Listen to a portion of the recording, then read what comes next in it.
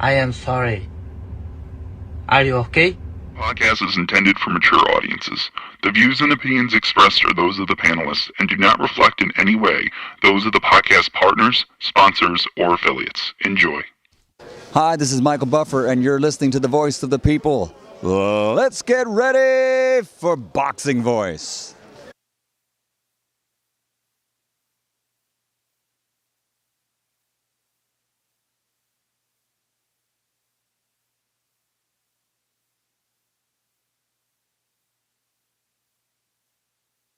You know the saying, stay hungry, stay humble. BoxingVoice.com. I'm humble in defeat, and I'm going to remain humble in victory. This is it, right? Dardy Bianchi Productions. I just wanted to put on a great boxing masterclass BoxingVoice.com. and also show the sweet science of this lovely sport. Man, the first time was so nice, I had to do it twice. But I'm prepared to the best of my capability, and I pray that I get the win. Look at it, like, I love Mike Tyson, how he came into the game on some different kind of vibe. You know what I mean? But it takes a crazy man to want to fight, you know what I mean, day in, day out. A hardcore sport, as you said, no silk shoes. Ain't no other sight in the game to see the boxing boys. What up, what up, what up, what up? Welcome back, ladies and gentlemen. Welcome back to another edition of the Boxing Voice Radio. Today, we starting bright and early, joined alongside Enrique Church, a.k.a. the legendary Baby. We are here to discuss Jaron Boots Ennis and Brian Norman Jr. and the failed negotiations. The fight has fallen apart, and we're asking each other, is $1.5 million enough for a two-belt unification versus, as Eddie Hearn likes to call him, the bogeyman? Not boogeyman, but the bogeyman. So, yeah, man, Enrique, buenos dias. Welcome back. How are you? Good morning, TBV. What up, man? How are you? I'm great. Rise and shine. I'm back in America. I'm a little jet lagged, but Bro, you went to Croatia? Whoa. I went to Croatia and Italy. Damn, that's wild. And you took your kids. Yeah, I took my kids. I didn't think that was like a. When I heard you say Croatia, I'm thinking like you was with someone. Then I seen your kids. I'm like, oh wow, what made you pick that? Like I never even considered that for a vacation spot. Just like people were talking about, like, yo, Croatia is historical, and then from there you could catch a $200 flight to Italy. And you know, I went to Naples, I went to Sorrento, I went to Amalfi. I went to Venice. That's amazing, bro. God bless you that you was able to give your kids that amazing, cultural experience so young. Bless. Yeah, crazy cultural difference over there than America. The food, amazing. I think the pasta, basically, that's all they have. For me, I was like, oh shit, I've been doing bolognese the wrong way my entire life. You know what I'm saying? That's one of my favorites, bolognese. So That's one of my favorite bolognese. But, Leo, $1.5 million, what you think? As a casual fan, I need your perspective because I got a lot of little – like, I took a long walk this morning, 61 minutes, and I've been thinking about this all day. I was listening to Eddie Hearn's interview, listening to Brian Norman Sr.'s interviews, and I'm just like, I have a lot to say. Yeah, I didn't go that in depth, right? But I'll tell you the truth. I don't know who Brian Norman is, right? So I had to look him up, and, okay – he got a title at 147, so it makes sense, right, for unification. But the man with the strap has the leverage to get more money. That's the purpose of getting a belt. So I would say at 300,000, it's like, nah, man, I know my worth. I know what this belt is gonna be worth after. But Eddie is saying it's 5 times the 300,000, and that's confirmed. My peoples are telling me definitely 1.5 wasn't enough. Right. So do you feel it's not enough? I feel like that is enough. Like most fighters average at like 3 mil, right? Cool. This is where I want to go. Why do you feel that's enough? Give me your data as a casual. What is you, I guess, comparing it to that you're like, yeah, that's good enough. If Number you're not one, comparing it to nothing, that's cool too. I'm just trying to like see Right. where the callers and yourself are gonna be coming with, because a lot of people are furious. They talking about, yo, this dude only made 100,000. He only made 200,000. How he ain't gonna take 1.5? It's a unification. He's crazy. And I got a lot of audio for you to hear from Eddie, because you know he's swaying the people as well. it makes sense to automatically go to that. Like, what? He never made that money. 1.5 is a lot. But you got to think about it. You got the strap, Boots, Ennis probably going to beat you. You know what I mean? I don't know the guy, so I had to look him up. I didn't even know he was a title holder. I was trying to figure out what the big deal was. So I find out he's a title holder, and he has the right to negotiate to give that strap up. You know what I'm saying? Why wouldn't he make 300,000 versus a lower risk protecting that title, defending that title? Again, it's not 300. You keep using 300. No, I'm saying he would make that. Yeah, right? he'll probably make 300 Okay. or more, slightly more. Right. So it was good business for him. Fast forward, against Boots, high risk, big reward, I think, because he never made that. I think it's fair money. I don't know. He's probably not confident enough to take it, and he's using it as like leverage to get out of the fight. Me personally. I mean, what are your thoughts? I'm saying I would take the fight. Maybe So take a fight before. I'm actually happy you came on, because you know, again, you bring that casual fan's perspective, and something you led with is a clip I'm trying to go to now. I heard all these clips. I'm just not sure which one is which, so hopefully I picked the correct one here. I think I did. Shout out to Ness. Shout out. Let me see. So this video belongs to Lord. Shit, I forgot his name. Vega. Okay, this is Matchroom. No. I want to give the official video. This is Matchroom's YouTube channel. Just wanted to give everyone their credit. Shout out to Alex Vega, one of our community members. Fighting on Border Wars September 14th. Our first USA Boxing approved and sanctioned Border Wars. Also, it is WBC amateur approved as well. So our winners are going to receive medals, and the fight of the night receives the coveted green belt. But going to the audio, this has got everything to do with what Enrique led his, monologue with. Brian Norman's a good fighter, but no one knows who Brian Norman is. We're And you didn't know. You had to go research him. giving you a bucket load of money and an opportunity for you to unify the division against, in my opinion, one of the top pound-for-pound fighters in the world. Now, you say Boots is overrated. You say he's not the bogeyman. Then why wouldn't you take this He's not the bogeyman. bucket load of money to prove that you're the best welterweight in the world? So let's just stop with the interviews online. We've gone back 3 times now with more money, to a point, like, with all due respect to Brian Norman, he shouldn't be making this kind of money. But we're ready and we're prepared to pay him it. And then we Why shouldn't he be making this kind of money? That was weird. get told, oh, you're miles off. It's like, we just saw an interview with this guy saying we're right close. We've just gone back with another $250,000, and now you're telling us we're miles away. So I know Brian Norman's a So that's clip number 1. What did you think of what he said? Yo, the power of retrospect, right? Because now that I hear it, I'm like, damn, I don't know him, but I'm also like, Brian Norman wants to get as much as he can. I don't know the back and forth on the table online with Brian Norman calling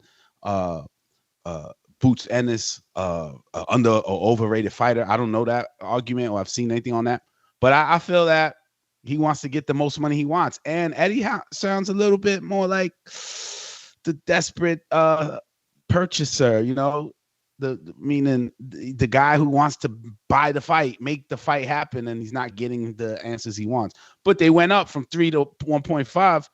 I would take the 1.5 if I was Brian Norman. Why?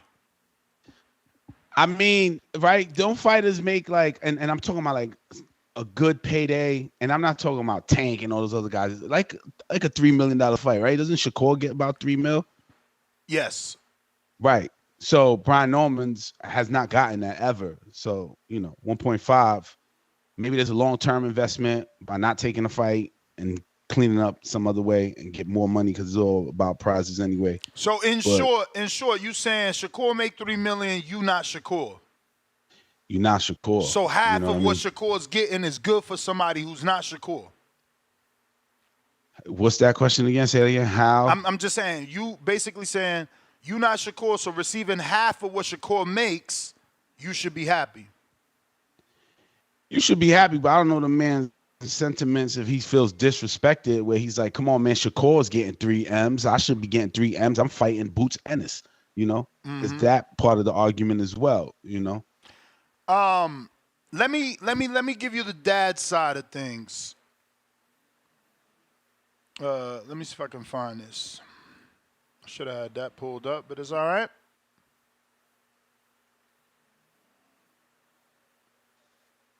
Scoop. All right, here we go. This is the father's explanation. Before it even gets started with Eddie Hearn, so you can go and stop the cap. Eddie Hearn, you trying to spend this? Check this out. The first offer was was less than a third of what Boots made for David Avenesian. Let's stop right there for context. Yep. He's saying the first offer was a third of what Boots made for Avenesian. I'm gonna just say right here, because I haven't said much. I have a lot of issues with what's going on. He's pocket watching, and he's basing his son's purse off of Boots' previous purse and what he believes Boots will get for this fight based off the previous purse. Boots made like $3.2 million because it was a purse bid. Eddie was forced to bid high because if he doesn't, he loses his welterweight star fight to anybody who outbid him.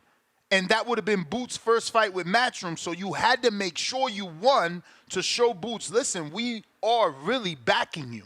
So he overpaid. It doesn't mean he's going to overpay. Again, it doesn't mean that Boots is going to make 3.2 or more to fight Norman. Now, it can mean that because you paid him 3.2 to fight Avenesian, and now he is in a unification fight, which is more dangerous and more risk and a better opponent. So, again, just giving you guys some context. David Avenesian is only famous for getting beat by or getting knocked out by Bud. We was picking at David Avenesian. We was picking at his name and everything about David Avenesian before he fought Bud. Now all of a sudden David Avenesian is. When he say we, he's generalizing the public, saying, you know, we ain't really rock with Avenesian. It's a name. It's the same thing I said about everybody got to be attached to a person, then they become a name. All right. So now, your first offer was that, and it was literally just a little bit more than what you gave David Avenesian, and my son is a world champion. He brings to the table the exact same thing that Boots brings to the table. Boots doesn't bring anything more to the table than my son. So is that true though? That's what I have an issue with.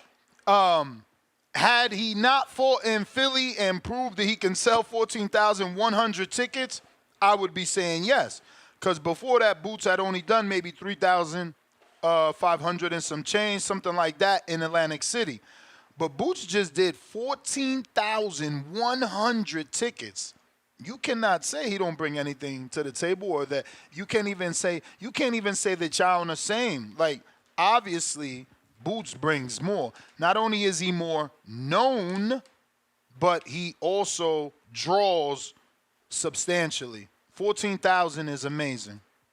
Straight up. Yeah, that's a whole arena. Brings. It's a unification bout. He has his belt. My son has his belt. My son is taking all the chances. He's taking all the risks. You got it? So that's what you do.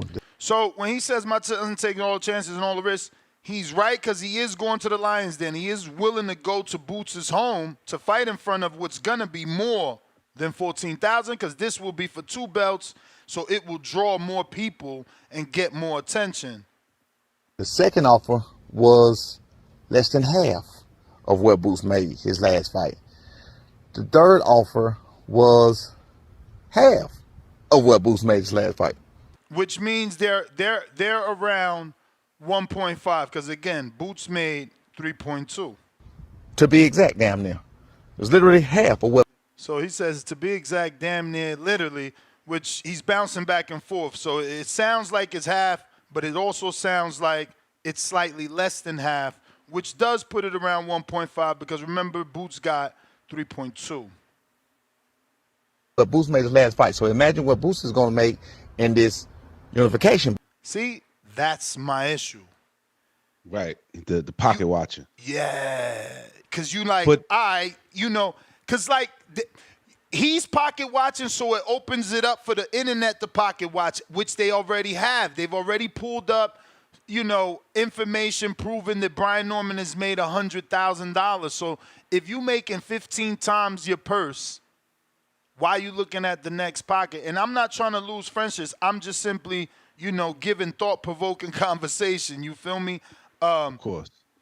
1.5 million is 1.5 million. Now, the flip side, I haven't gotten to yet. About considerably more than he just made in his last fight. So not speaking actual numbers, I'm speaking actual facts.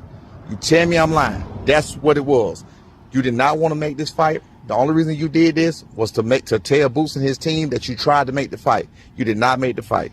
I gave Boza the numbers. I told Boza what the numbers was. Boza know that's some bullshit. Head this out before it even gets started. All right, so the flip side is this. For those that are going to say 1.5 million is a lot and that he should have took it, the argument I have is, and this is only one, I haven't really gone in my bag, but I'm sure once I say this, it will trigger the minds of the listeners and they will start looking for reference purses to compare it to. For instance, Frank is fighting the face of boxing. And he received 1.5. Frank walked away from the WBC title for not getting 1.5. Martin made the phrase a little popular in boxing because he wanted a little more to fight Shakur, and Tank gave him that. And you fight in the face on pay-per-view, and you getting 1.5, and you ain't getting no belt. You ain't bringing no belt to the Tank party. You ain't bringing nothing. You just showing up. 29 years old, no belt. Brian Norman showing up, 23 years old, youngest champ in the game. It's a little different. It's a little different. You know what I'm saying? Like, we got to assess things. I'm not saying they right. I'm saying if Frank could get 1.5 without a belt, well, are you telling me that Brian Norman's belt don't mean nothing? Nah, it's a different show, man. Stop. Because Tank's show is way bigger than a Boots and its Boots show. So, yeah, they could afford the 1 point or the extra oomph. You know what I mean? Where isn't Boots working with Matchroom, right? So that 3.2 that he got for Alvanese Skin, whatever his last name had said, is an investment, right, for the Boots to be part of that partnership or under the umbrella. 1.5 is good, man, for Ennis Boots show. I think you're not gonna get no extra oomph unless they're being gracious or generous. I think it's fair play now that you put it all like that. Yeah, he's got a strap. Most fighters with straps get what? And I'm not talking about a Tank fight. If they were to fight like a Pedraza, when Tank fought Pedraza, did he get 1.5? Or was that a $300,000 or $500,000 fight? Yeah, but again, Tank was beltless fighting Pedraza. You got to talk. Pedraza had a belt though. Pedraza had the belt. I see what you're saying. Yeah, Pedraza had the belt. Tank didn't have the belt. I was just trying to wonder what he got. It got to be like unifications, bro. Like, yo, even Thurman and Porter, I'm pretty sure, I'm going to Google it, but I'm pretty sure if I Google Thurman Porter, they got paid like $2 million each. I guess, when the more straps you get, the more valuable you become, right? So if he unifies, if Boots gets it, it's worth a hell of a lot. They might have to take the L and give him a little more money, Norman, that is, so that he can get that strap and move on. First of all, they got a little bit of leverage, right? No other welterweight is interested. Mario Barrios just had a baby. He ignored the offer. I spoke to Bob Santos. he said it wasn't even worth talking about. What, against Ennis Boots? Yep. I spoke to a man in Stanionis. I'm trying to get him on for today. He also said what he already said on Twitter. The offer was so low as people's ain't hit him up.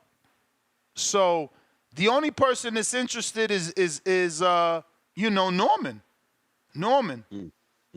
So it says here, Keith Thurman, and according to Dan Rayfield, it says Keith Thurman's purse was 1.4, I believe. And that was versus Porter however many years ago. So we got to consider that, right? Or we not factoring in inflation and the time that's passed and that 1.4 not being the same as it is today. What do you think? Yeah.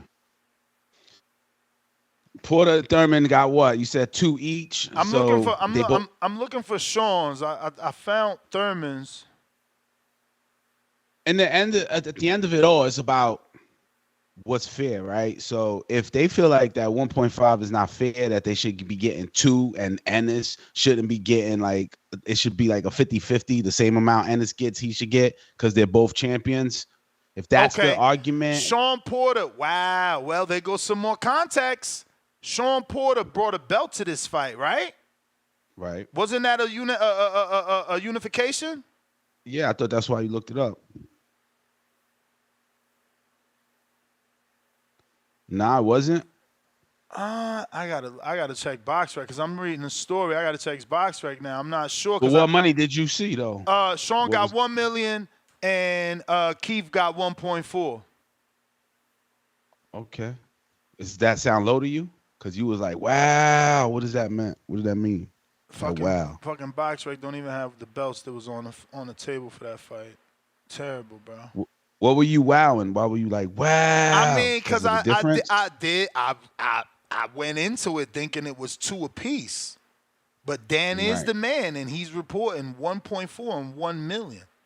And they got substantially bigger names than both of those dudes. Like, Boots ain't as big as Thurman is when Thurman was, Al's guy. Now, I will say, Boots has sold more tickets than Thurman. Like, Thurman did what he did when he did it with names. Like, this kid sold 14,000 with Avenesian. I ain't never see Thurman do that. Even when they took Thurman back home, which really isn't his home, but it was in Florida down on that side. That arena wasn't no 14,000. I was there. I don't remember that being 14. Maybe 7 and some change or some shit.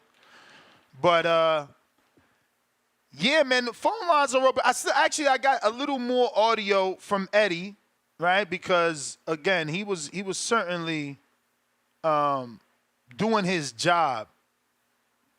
Okay, we got Stanionis. Let me see. Want to get him on and see his thoughts because Eddie shit on him too. Let me find that as well. Send him this link. Because Eddie making it seem like nobody want to fight the bogeyman. The bogeyman. I know. I never heard it say like that. I think Does he say bogey because, like, here we go. Bogey, the cigarette? I don't know. I doubt it. That's an American thing. About maybe vacating the belt and exploring other options. We have to be in the right. Listen, we may take care of the mandatory again, but we didn't want to. We want to fight. Listen, we've made offers like Stanionis, well north of $1 million. Where's Stanionis going to see money like that? Who is Stanionis? These guys are it's laid on a plate for them. And the problem is with boxing, Brian Norman, Stanionis, Marius Barris, they know they can't beat Boots. And the dad will come out, Brian, yeah, we will. They'll fucking prove it then. Excuse my language. It pisses me off because no one wants to really be great. Right? Brian Norman, who no one's ever heard of, has a chance to beat Jaron Ennis and become a superstar in the support and make a fortune on the way. But he talks about it, but he's not about it. And Stanionis, don't even get me started on Stanionis. That geezer piped up on Twitter. I mean, not being funny, when I made the offer to Stanionis, I nearly threw up in my caviar. My man said, so he basically saying he felt sick after making such a substantial offer to a meaningless fighter that he threw up. I'm telling you, nobody is like Eddie. This is why I say he's the best promoter. You need a promoter out here talking about you like this. You know, they've already started posting shit about Shakur. I think they posted something. Don't quote me, but the caption was like "past in the future," and it's like his picture from the Olympics and now a picture from now. But like they've already started the promotion. You know, they got videos and interviews with him, and you know they're doing their job, and that's what promoting is. These other promoters want you to promote yourself. They want you to be, everybody wants you to be Ryan Garcia these days because they've seen his fan base, you know, translated. But there is obviously a lot more. But that is Stanionis.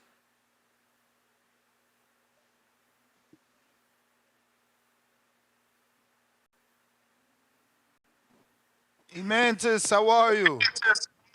Hello, good. How are you? I'm good. Man, how are you feeling?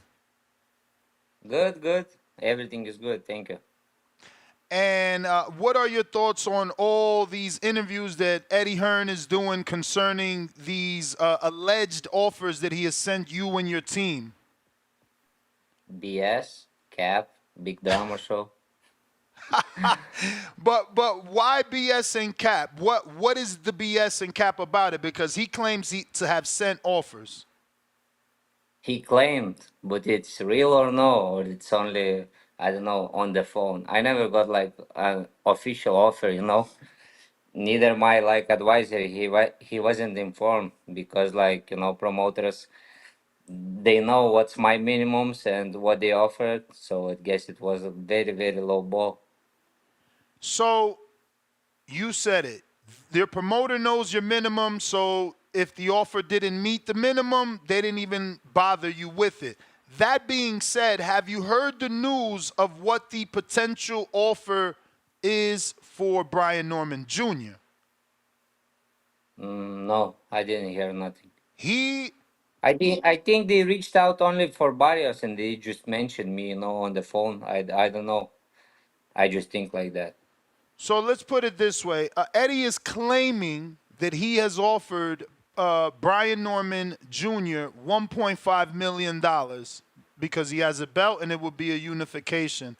And obviously Brian Norman Sr., the father, has come out and said that that's not enough because Boots made $3.2 million versus Avanesian, and he's going to make more than that, and his son deserves more than that. I think they're seeking 2.5 or something like that.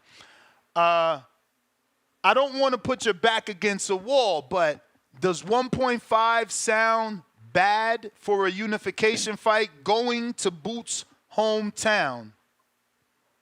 It's like you said, you're going on different network. You're going in his town, like to the Lions Den or something, you know, and everything is going to be against you.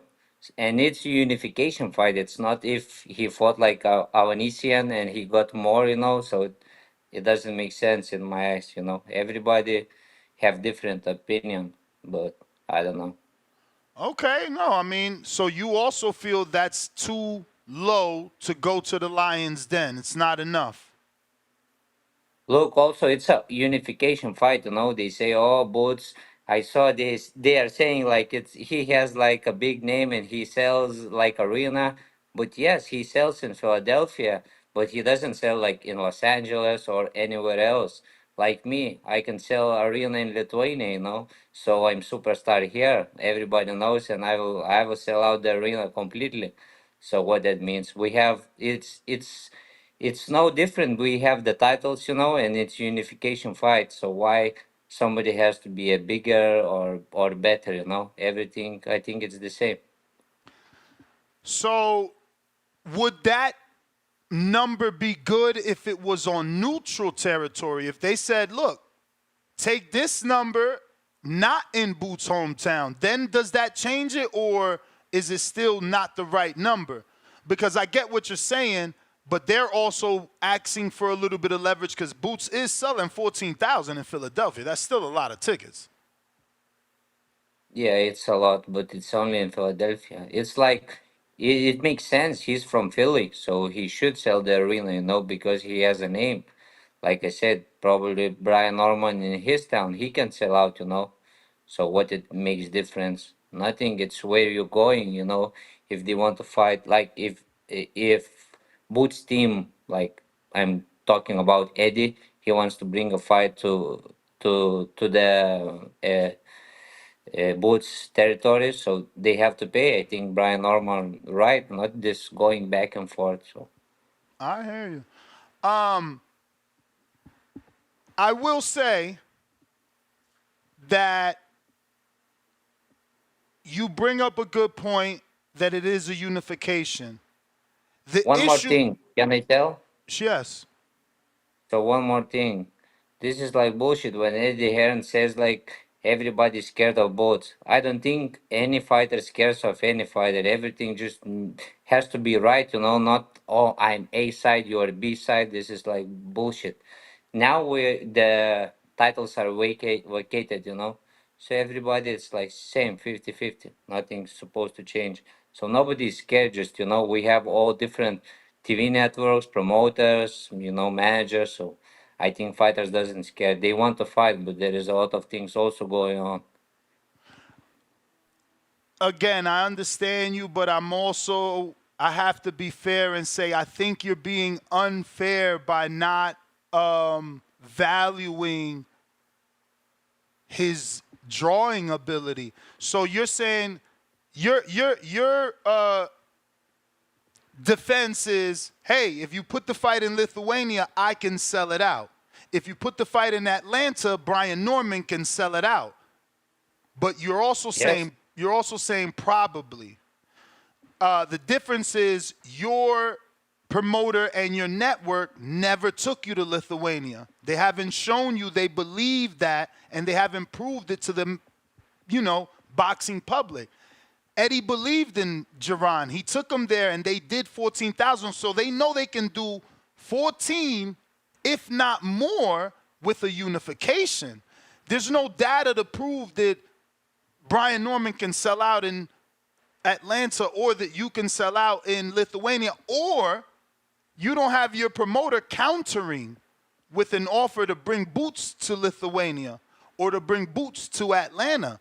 So there's only one promoter trying to make the fight. So there's got to be a little give and take, no? Maybe yes, maybe no. Who knows? So what's next with you? We are hearing rumblings that PBC is back, Al Heyman is back, and that you guys are all gonna be back in action. Have you gotten the phone call that we all hope you need, that you want, that we want you to have? We want to see you in the ring, man. Yeah, for sure. I'll be back. Everything is good. Everything is moving. We'll see just all these things, now the titles and everything. So we'll see. I'll be back soon. I'm just Before the waiting end for of the year, you're fighting this year? Yeah. Okay. Yeah, I'm fighting. Can you tell us, will it be a pay-per-view card or are you on a free card?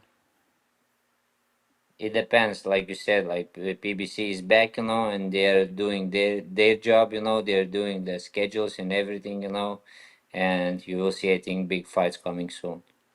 Do you have a hypothetical timeline of what month you think you're gonna be back? I'm hoping November, Okay.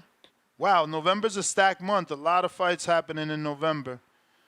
So obviously, before I let you go, give me your thoughts on you fighting Boots. If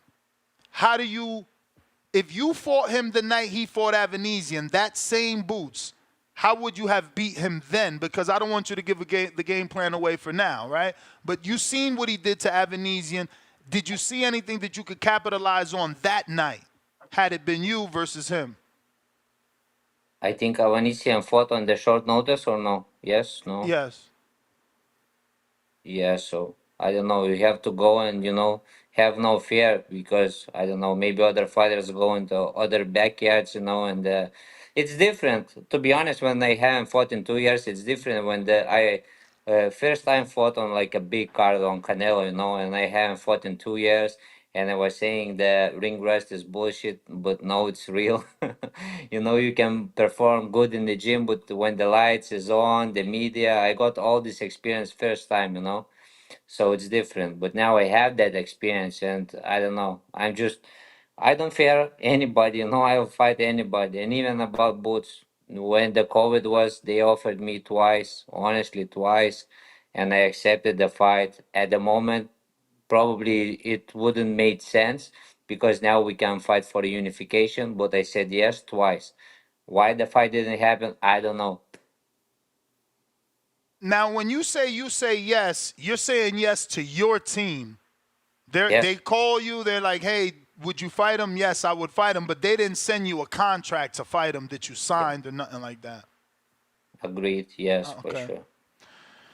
Yeah, man. Are you giving this situation any sort of timeline? And by that, I mean your career, man. Since we've been interviewing you for some time, your career's been a little bit stagnant. We've seen a lot of PBC fighters go elsewhere. We know you were offered opportunities to go elsewhere. You decided to stay tight. In your mind, in your wife's mind, is there a timeline? Like, all right, we've given these people a substantial amount of time. Like, it's either now or we got to go do our own thing. Or have you not gotten to that point? I signed the contract after the fight, so they were reached out to my advisor, and we spoke about everything, and they came with a good contract, and I'm happy, and I like PBC. It's my career started with PBC all the time, and all the PBC crew is great, everybody, it's very nice people, so I want to stay with them. For sure, for sure. We got a few from the people, and then we'll get you out of here. Tip Bellis in D.C., he says, what would you think about a fight between you and Keith Thurman? I think I supposed to fight him at one point, but then they changed the fight. So I don't know. He's with age, with miles on his body. So it's it's very strange question when somebody asks me how you would do that. I always answer like, when you go to the ring, then you will know. You can speculate. I'll do this. I will, like other fighters tell. I will smash this. I can tell everybody I can knock him out in 1 second or something. But you have to go and prove it. And do the work, and then you will see. So I don't know if the Well, fight will well, get made at some point. I will show. well, forget about giving us a prediction. Tell us, would you consider fighting him, or do you think he's past his prime and, at one point you wanted it, but now it's too late? Or is he still an opponent you would love to fight? Of course, he has a big name, so why I shouldn't fight him. If he wants and everything makes sense, of course I'll fight. Honestly, guys, I'll fight anybody. Just like it's sometimes not up to the fighters. There is promotion, like I said, TV networks, everything. I'll fight anybody. I swear, I don't duck anybody. I am not scared. Like even with Virgil, everybody was like scared and said, and I supposed to fight him. I said I'm all in for that fight, but it didn't happen. It didn't happen. So next one is now Ennis. Everybody says boogeyman, and everybody's scared, but it's not true. I believe in myself. That's the one thing. I train hard. I give it all. On the fight night, we'll see who's the better man, who's more prepared, who's more skilled. All right. I got Malcolm, New York. In a realistic time frame, how long do you think we will have to wait for a fight with you and Boots? This is the fight I've been dying for at 147 pounds. I think it's going to be soon, all the fights. It makes sense for the unification fights. Maybe we'll get one fight or two fights, but I think next year it's for sure, or I think so. Somebody has to be unified. It's supposed to be happen, It's like it has to happen next year for sure. Treese in Toledo, Ohio. Have you thought about going up to 154 pounds? It is a hot division right now. It's all hot divisions. I can go to 140 also, so it's like we'll see where everything lands. You could go to 140. Yes, I can go into the last camp. I was doing training a little bit different, you know. I was reading about the science of the training and everything, you know. I haven't do, let's call it a little bit education, zone two training, you know. It's like recovery training, easy training. I haven't do. I always going hard, hard, hard, you know. And then, you know, I was overtraining a lot of times because I'm training very hard. So I started doing that, like easy long runs or easy bike rides, you know, for like 1 hour in zone two, nothing. And I felt much, much better and my weight came down because of course I'm disciplined and I was on diet. I cut all the processed food like completely. Like even before I was like on clean diet, but sometimes, you know, you get protein bar, you get some protein, some puffs or snack or something. But now zero processed food, you know, I ate a lot and my weight was dropping like easy. So I think, you know, but it has to be for just only a big fight and a good fight. So I would not go to 140 and kill myself, but I can do it for sure. Yeah, I feel like those protein bars full of sugar, man. It's for sure. Don't eat, guys. I know. It's all sugars. But we got Rod in LA. Why you resign? Why you resign with PBC when they keep you so inactive? It's not like PBC, you know, keep me inactive. It was a visual situation. It was complicated. Then the fights, others, you know, also the managers. It's a lot of stuff, you know. You know, after the fight, I signed the contract because the deal was right, you know, and I have the months when I can fight and I can choose, you know. So I'll Oh, be active nice. now more for sure. For sure, I'll be active.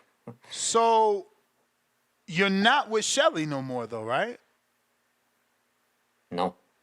So you're just with Al, like, because you said my advisor. So who's the advisor? Yeah, my advisor is, you know, my friend Jesse. His name is Jesse. Okay. So yeah, Shout out to Jesse. We yeah, got he's very good guy. Donald in Baton Rouge. Who is on your pound for pound list? I If would you don't say have Usyk one, okay. because today I was talking with my friends and we said like of all time if the Usyk goes like to top 10, and I said yes. Look from the amateurs, he won European, World Championship, Olympics, cruiserweight undisputed, you know, heavyweight undisputed. He achieved a lot. Like he's amazing, you know. So that just one person, that's it? For pound, so I would say Usyk. I would say for sure Canelo. He's like mega star, and Inoue. I like the guy, and I like Gervonta Davis a lot. So, but he needs to go into the pound for pound. I guess you need like have bigger fights or bigger names. Man, two questions because obviously you said you can make 140. Have you considered asking for that Rayo fight? Because you know if you beat Rayo, you get the Tank fight. Yeah, makes sense. Makes sense now. If you could get the Good point, huh? 140, if you could get the 140 and take that belt, I mean, Rayo's the front runner. I mean, there's no time for you to actually do it unless Tank doesn't fight Rayo in November. That is the rumor that he's fighting November 2nd versus Rayo moving back to 140, but that could have been you. If you really can make 140, there's bigger names at 140. Let's be real. Teofimo Lopez, Devin Haney, you know, Tank potentially can move up. You have Matias, Regis. I mean, they're just bigger names. It's bigger names. But, wow, that's interesting. But a lot of 140 guys moving to 147. So Soon, maybe Devin. Tio has been saying he wants to Theo. move up. He's been saying he wants to move up. And I think that's it right now. But, yep, you're right. Tio's definitely been, you know, maybe you can offer him that fight that he's been trying to get at 47. You got the belt. We got DC3 from Houston. How is the PBC? Is it as good as every fighter says it is? I think they have no new deal, you know, and they haven't got like full schedule, and people doesn't like it, but I think they will get better. I love all the crew, to be honest. It's very nice people, very, very nice. And I was fighting all my career over there, so it's like. Feels like home. We have Dwayne from the DMV. Hey, champ, what champion would you like to face first to unify in your division? Is it Barrios with the WBC, Ennis with the IBF, or Norman with the WBO? And do you see a Virgil Ortiz fight happening in the future at 154? Blessings with the Lithuanian flag and a boxing emoji. Thank you. Yeah, of course. It's like I want unification fight, so it doesn't matter. I'll fight anybody. If Ennis comes first, if Barrios comes first, then or Norman, it's all of them. We only four, at the moment, so we have to fight, and we will fight.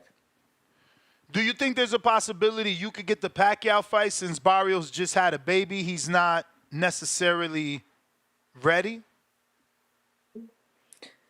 I don't think so that Pacquiao will fight. You saw his last fight exhibition, so I don't think so he's going to fight in professional boxing.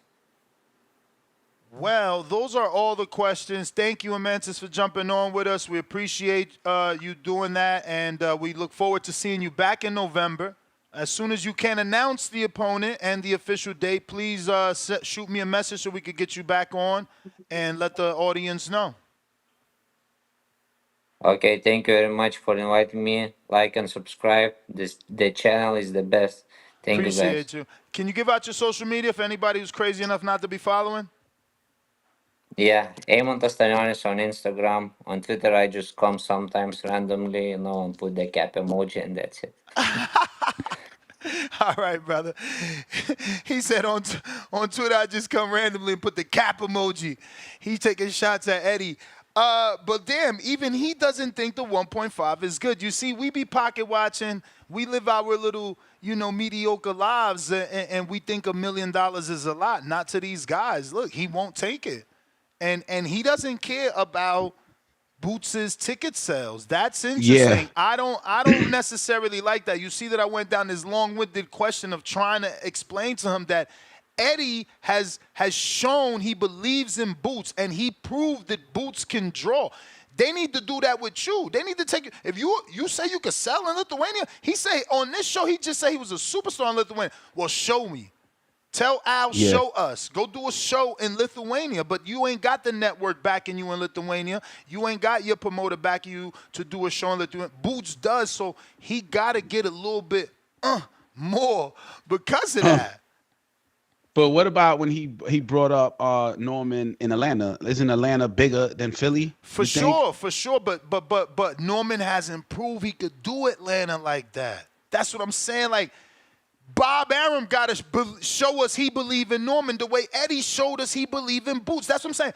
Eddie showed you twice, bro, and people not, like, respecting that.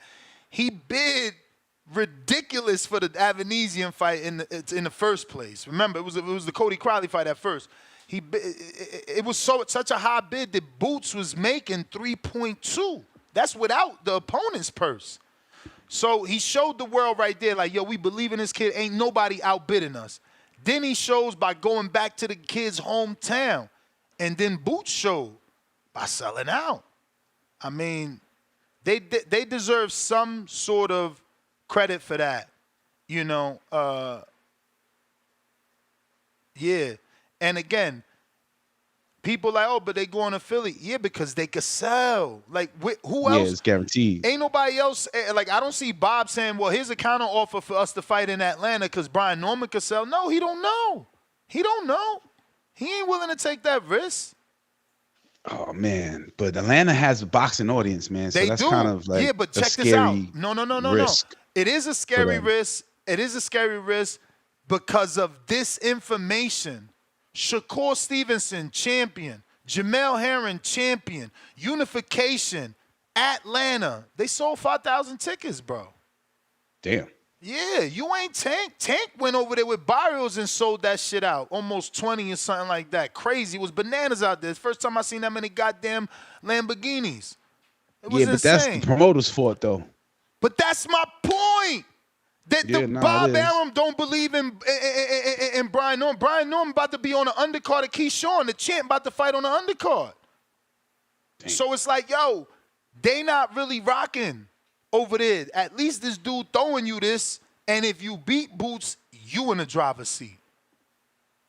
You flip it on everybody. You in the driver's seat. Yeah, so pretty much is Eddie Hearn running the show saying, look, man, you want this fight, you want to unify these straps, here's 1.5, take it or leave it. And he has every right to say take it or leave it because ain't nobody else sending no offers to Boots. Right. Nobody sending offers to Boots. PBC going to do what they want. They going to have Barrios fight Pacquiao. If that can't happen, it's going to be Barrios and Stanionis. Or they going to do Barrios versus Thurman or Thurman versus fucking Stanionis. Like, you know they going to do their in-house stuff. Ain't nobody sending Boots no offers. And that's the leverage that all the other welterweights think they got. Well, ain't nobody going to fight you, so you got to overpay to get us to fight you. Come on, man. Damn, that sucks. Sucks for Boots, the bogey man. The bogey man. The bogey man. I mean, you know, I would guess like, yo, you just gotta pay if you want that. If you want that strap, you believe in Boots, pay that extra oomph. That's tough. It's tough because you think they're not gonna get it back on this one. They could definitely get it back on the next one with the 2 straps. It's tough because you know if you start a fad of overpaying, you might never be able to get away from that. Yeah. Then that's pocket watching for the next fighter. You gave Normans. Word. But phone lines is open. Jersey Bob, what it do? What it do?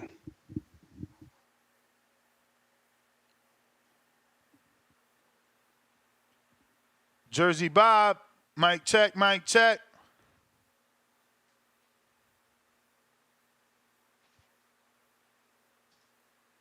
Jersey Bob. That's not breaking news, Mozzie. I've been told y'all that, you know, we that's what I'm saying. He gonna be on the undercard. Hopefully they change it up, but they can't because that's Keyshawn's hometown. He gonna be on the undercard. That's not breaking news. We already knew that he was fighting Derek Cuevas. That's the issue, man. You know, you didn't take it. But again, you know, you playing hardball. You could go to negotiations after this fight. Boots have his fight. You have this fight. Y'all go back to the table. Jersey Bob, trying you again. Hello, can you hear me? Yep. Okay, so this is a perfect topic for me because, you know, I live in Jersey. I'm like 45 minutes from Philly. So the last Boots fight, we was going to go, me and my son, but my brother was getting married the next day, so I couldn't go. But I told my son, Boots fights in Philly again, we'll go, boom, regardless of the opponent, anything else, we in there. So Boots gonna sell. So he does have an audience, and he's gonna sell, like you said, more than the 14,000. But I told my son we going regardless. But here's the funny thing: I was watching Brian Norman's fight again because I got on from ESPN. I was watching the fight. My son watched the fight with me. He's 24. He's a casual. He came in. He see me watching boxing. Like, who you watching? I'm like, Brian Norman. He's like, who? Oh, and then he's like, oh, the dude who's ducking Boots. This is what, you know, from everything. This is what you've been saying. This is what he get. Now he on social media. He like, oh, that dude who you don't want to fight is ducking Boots. I said, but anyway, so I saw the fight. He saw Brian Norman, but like I said, here's the whole thing. He didn't really recognize Brian Norman because he was watching the fight. He's like, then I watched this fight. But Brian Norman, my whole point, is a nobody. I no disrespect to him. My son, he saw the fight. He was looking. He don't really recognize Brian Norman. When I said who it was, and then he know from social media. But Brian Norman is unknown, and this dude is turning down 1.5 million. If he walked down the street, not in Atlanta, if he walked down the streets of Philly, nobody knows him. So how are you going to turn down 1.5 million? No disrespect to him, but that's just the truth. He's not. He's a nobody. For real. He got a belt, but he's really a nobody. And only hardcores know who he is. So Ness, how you going to turn down 1.5 million and the most you ever made is like 100,000? It don't make any sense to me. Cuz he ain't make a title defense yet. It could be a long play. You ain't make no title defense yet. You go make your title defense and you go back to the negotiation table. So I watched that fight multiple times, like I said. So you telling me you really believe Brian Norman can lose? 'Cause I believe he can lose. I said that fight was great. I watched it multiple times. He get hit a lot. He can lose the next fight. You got to He consider definitely can you lose. got to consider the phrase that a fighter becomes 80% better once he becomes a world champion. That phrase was in boxing before us for a reason. And like I said, I would say I like him. I watched the fight. He has skills. But I wouldn't say he can't lose. He's not unbeatable. He gets hit because he got hit in that fight. And I'm a Boots fan, but I know Boots gonna take him out. Crawford He gets can. hit, my brother. What's that? I said Crawford gets hit. Yeah, like I said, I like Brian Norman, but I would have took the fight because, like I said, he might lose to this next guy. He might lose. You never get the money. So I would have took the fight because, like I said, Brian Norman's a good fighter, but I don't see great. Honestly, maybe great will come. He is a good fighter. He's very entertaining, But but that's I the don't see thing. great. Great could have came in the Boots fight. Sometimes you got to rise to the occasion. Another phrase was in this sport before us. All right, so I guess it's over with. He gonna take what 200,000 to fight on ESPN or less instead of taking $1 million. That ain't good math. But it's not your But time. all right, have a good day. All right. Looks like we're gonna get Brian Norman Sr. on. He tuned in. He said throw him on. So we're gonna get him and the manager in just a bit. We're gonna take another call. Keep it moving. G-Von. G-Von.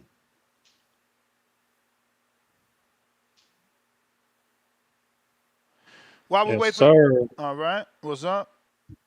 Morning, TBB. Beautiful day in boxing. Hey, yeah, I think this shit's crazy because, I know that you about to have Brian Norman Sr. on, and you have good, relationship with him and whatnot. But I don't know, man. Like, the thing is, the only way you could justify this is like you said, build your price, go fight somebody else. But basically, by saying that, you're saying, look, we're ducking, but only ducking for now. But regardless, ducking has to be thrown into the sentence because your last fight, you got $100,000. You get offered 15 times what you just got paid. You know what I mean? When you're not a name, you were a huge underdog in that last fight. Stanionis is saying that he wouldn't do it for 1.5, but I've heard of Stanionis. Stanionis is been fighting people. I don't know when's the last time Stanionis was an underdog. You get what I'm saying? Like Brian Norman was a huge underdog in his last fight. So I mean, I get it. Your value goes up because now you proved yourself. You've shown that you're better than what people predict you are. But at the same time, did Ruiz get 15 times more than what he got paid the first time against AJ in the rematch because he got the win? No, he didn't. 15 times your last salary is a great offer. But, when your team doesn't have that kind of confidence in you, then it is what it is. Like you said, maneuver around, duck him for now, and build your name, and hopefully you get offer more because at the same time, I know he's not going to get 1.5 or more to be on the Keyshawn undercard. But, it is what it is. Strategic maneuvering, like you said, build your name. But I just think it's a whole lot of baloney, you know what I mean? Because, like I said, Stanionis is actually a name. Whether he sold tickets here or not, I think that regardless, he's proved more in boxing. And then when you want to go to the actual numbers, Brian Norman in the last fight, huge underdog, got booed by the whole crowd. And I get it. They were all there to see the other guy. But still, like, you know what I'm saying? You proved zero in the sport. You were able to upset somebody who obviously the bookies thought you had no chance against. But outside of that, we don't know what else you bring to the table. We don't know if you even have a fan base. We don't know if you can sell out anything. We don't even know if you're going to be able to successfully defend your belt. You know what I mean? So 1.5 in my book, 15 times your last salary is more than fair. And I think he should take it. But, who am I to say anything? I guess they're going to duck for now, right, Ness? So I guess that's it, man. Shout out to you guys. Shout out to the Boxing Voice. All right. Well, you guys both jumped on at the same time, but yeah, we have Adrian Clark, the You may feel manager, like it's your time, and we have Brian Norman but it's Sr. on. What's going on, fellas? Oh, that's What's up, funny. What's OG? up? What's up? Doing all right over there? Yeah, I'm yeah, I'm doing cool. good. Hey, I'm doing yeah, good. How are you guys doing? I'm cool. We chilling, I'm cool. man. We chilling. So, I mean, look, I guess let's get into the internet believes you're being paid 15 times the amount. Any truth to that? And why does that not matter in this situation? OG, let me I do got. my I shit. already know, No, bro. you I already. already know. I ain't gonna say shit. I already know. Ness, man, I'm gonna say my piece and then I'm gonna let OG rock out. So, you know, yeah, there was an offer of $1.5 million. But you guys are thinking fight, man. We have to handle business before the fight. And I'll say this before I really get into my spiel. You know, we don't, from a business standpoint, bringing the negotiations to social media and involving fans and people who really don't know shit about boxing inside the ring, but people that don't know about the business side of it. It irks me a little bit that this is where we're at, to where Eddie Hearn feels like, all right, well, let me run to social media to talk about the offer. It irks me, but okay, cool. If you're gonna tell it, then tell it all, and I'll just kind of go on a tangent here, and then I'll leave it alone. Before the fights actually happen, I get it. The fans want to see the fight. The fans are tired of waiting for fights. The fans are tired of waiting for fights falling out. I get all that shit, but business has to be handled. And in this situation, bruh, this wasn't a situation where we was pricing Brian out, or we were looking to kill the fight by pricing ourselves out. We've been in this business, meaning me and Jolene Mazone, we've been in this business for a very long time. If we was gonna price ourselves out, bro, we would have been like $3 million or $4 million, and we would have been stuck there, and that would have been that. That would have been us pricing ourselves out. We came to the table to get a deal done, to make this fight happen, because this is what Brian Norman Jr. wanted. It's what Senior wanted. However, in regards to the numbers, it has to make sense. As we say, high risk, high reward. Now, I want to do this quickly, and I never do this shit, but hell, Eddie Hearn already put numbers out there, so I'm gonna put the numbers out there to give you guys why we came up with our decision. And the decision wasn't to turn down the fight. That dude sitting over there on the camera, he never said no to the fight. I never said no to the fight. Jolene never said no to the fight. Junior never said no to the fight. It's a fucking negotiation. So if we come in high, you come in with a number, we meet in the middle to get the deal done. And we were not far apart. When I say far apart, it wasn't $1 million in between. That was something ridiculous to not make it happen. This shit could have been talked out. But from our standpoint, from a management standpoint, I look at this. All right, and I'm gonna break down the numbers really quickly, as I did with the entire group. All right, $1.5 million was the offer. $1.5 million. You guys say crossing the street in boxing, on the internet. So Brian is signed with Top Rank. He's not signed with Matchroom. So to cross the street in boxing on the business side, it ain't fucking free. So Brian would have had to pay 20% of his purse to Top Rank to go cross the street to go fight Jaron Ennis. So that's $300,000 off of 1.5 million. I know, and I'll say this real quick. I know Eddie Hearn, it's not his job to care about our deductions, but it's our fucking job to care about the deductions to make the fight make sense. So we're already starting off with 300,000 being deducted based off of a percentage that he has to pay to his promoter to cross the street. He has a world-class trainer, that's 10%, that's 150,000. He has top management, that's another 10%, 150,000. And then to fight for the belts is not free. To cross the street is not free. To fight for the belt's not free. 1%, excuse me, 3% off of $1.5 million is $45,000. He has to pay that for his WBO belt. Then he has to pay that for the IBF belt that he's fighting for. That's 45,000 two times. It's $90,000. So y'all keep saying, I get it, because it's what you see. You're seeing $1.5 million. After the deductions, I see $810,000. So from my standpoint, I'm like, bruh, we need more money. And I'm not saying, bro, you have to give us another 2 million or $3 million.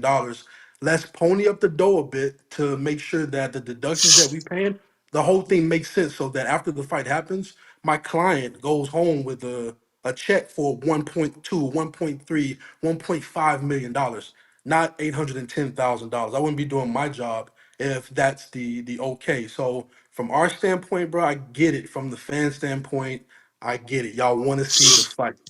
We are a management company. We represent fighters, and the damn company's name is Fighters First.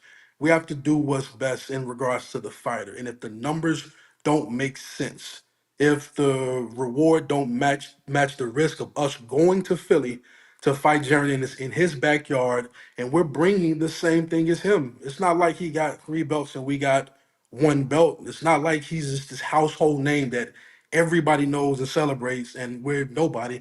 They're both world champions, and we're bringing 2 world champions together to make a fight happen. We just want to make sure our client goes home with the money that we know he deserves. Last thing, and I'll shut my mouth. I don't give a damn about what he made his last fight. He wasn't world champion his last fight. And the whole situation of Eddie Hearn, Brian Norman, you want to be great.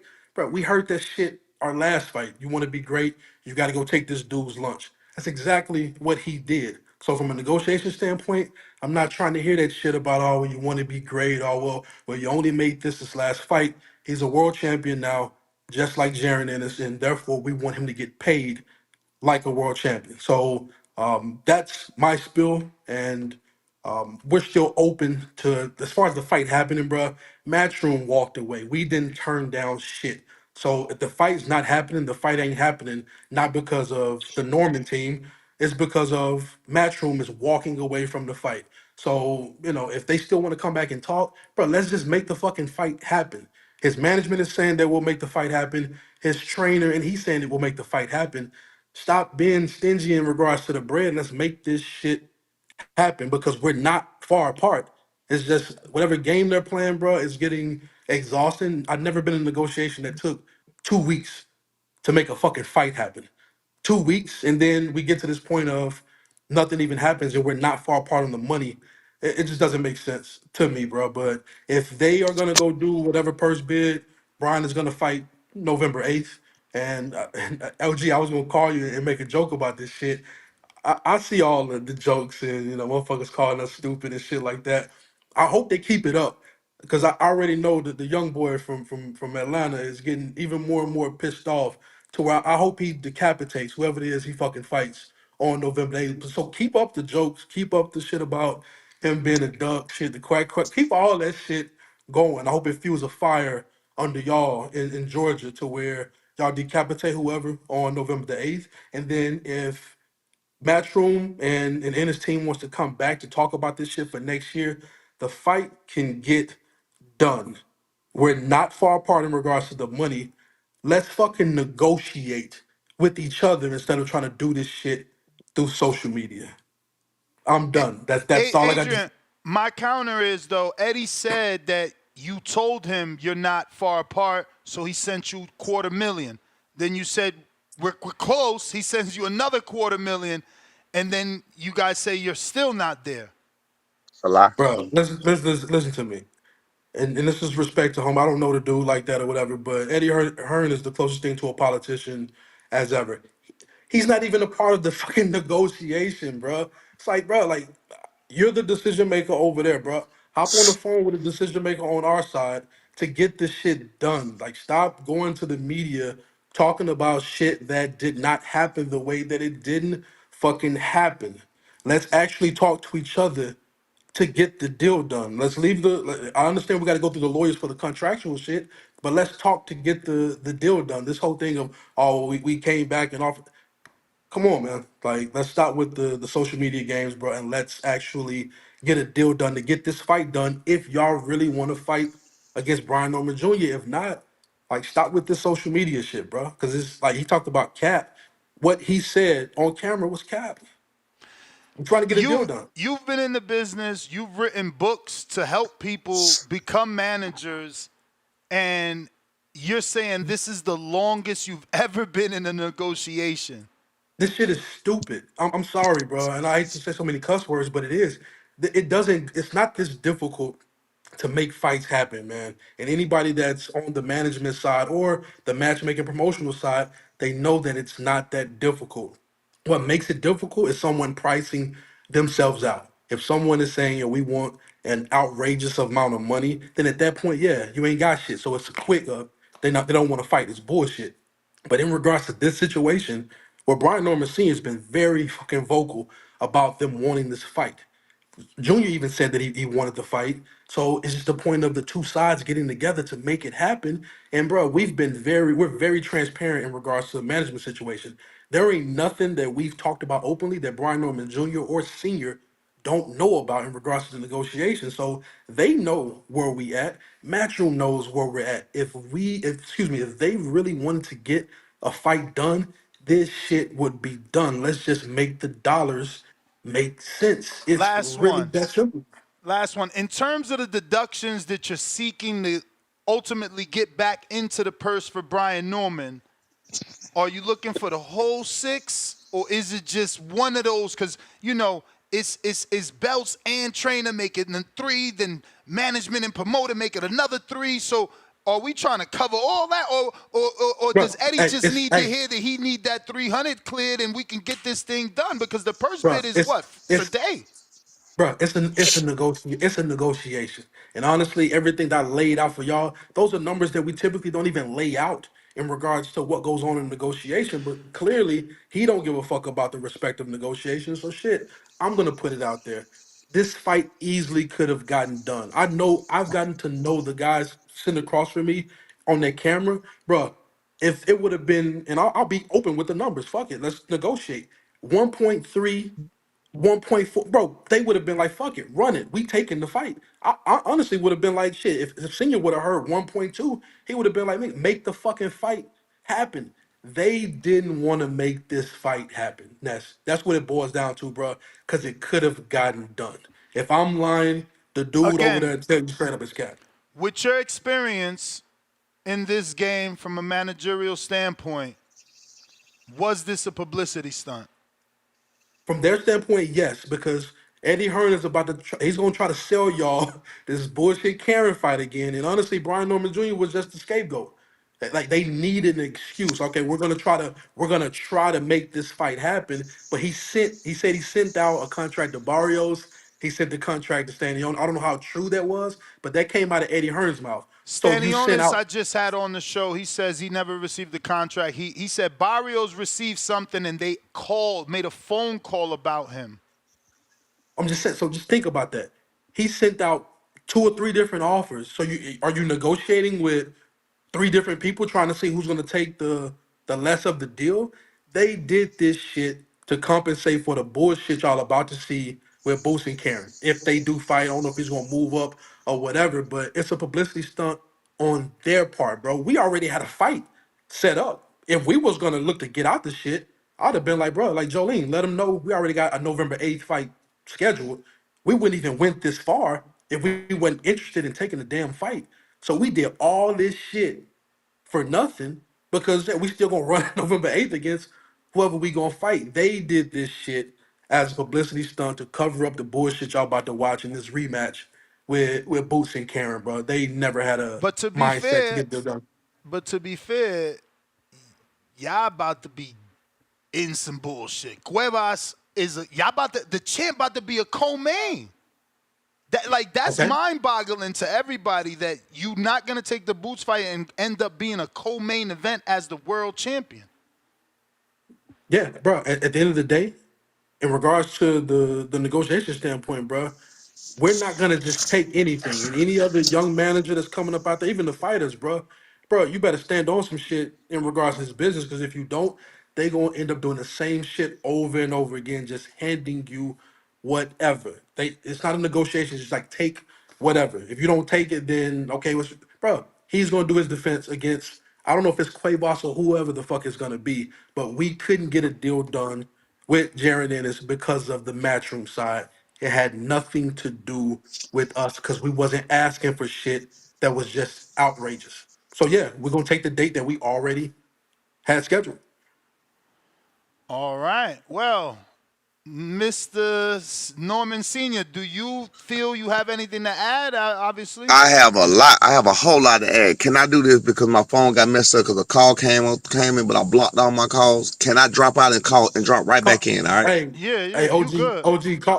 call me after you All done right. with I'm this. gonna, And I'm gonna Ness, drop out. I'm gonna drop right back in. I'm gonna call you, dog. All right. Okay. yeah, Ness, I appreciate you, man, as always, Appreciate having me you, on. man. Thank you Yeah, for coming on the platform and breaking it down, especially with the numbers. You see, because you haven't even told the audience, and I want you to address that before you leave. That has nothing to do with taxes. You ain't oh, deduct bro, Uncle Sam. I don't. That's the thing, though. I didn't want to bore nobody with the talk of taxes. I like because at that point we all got to deal with the tax man. But from our standpoint, bro, we are looking to get the best deal done to make sure that our client, once he's done with the fight, bro, and they hand him his check, man, not handing my dude no check for no $810,000 after we decided, you know what, fuck it, we're gonna strap up again. We're gonna go to somebody else's backyard and we're gonna take our belt and we're gonna go to take his belt.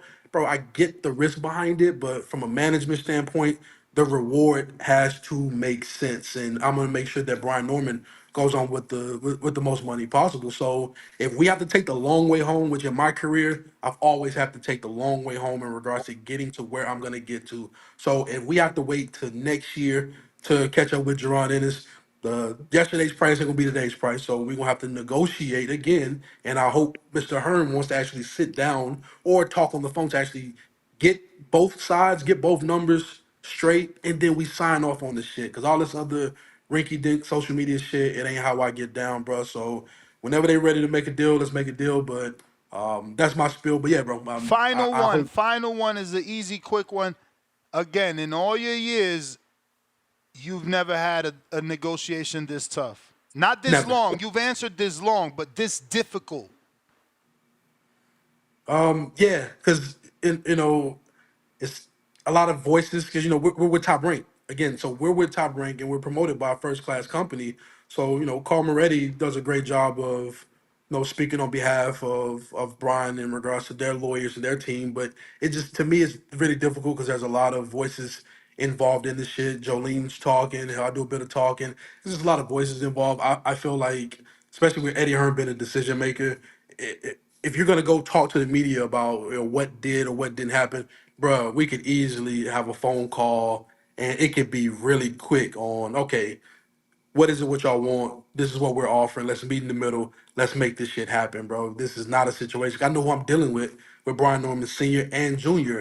I'm not about to turn down something that I know is going to be beneficial or lucrative for them. But at the end of the day, I'm not encouraging my client, knowing that he got to pay taxes on probably 1.5 to go home with $810,000 at the end of the night.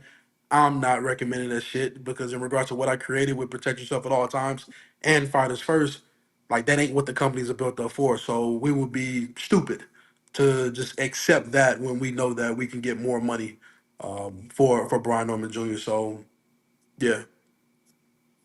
All right, Adrian. Well, thank you so much. If you want to give out your social media, and we're going to go ahead and continue with Brian Norman Sr. Man, nah, y'all leave me the fuck alone. I've been seeing hey OG, they don't fuck with me now. I thought it was you that didn't fuck with. Now all of a sudden I'm unfit. I'm dumb in the motherfucker.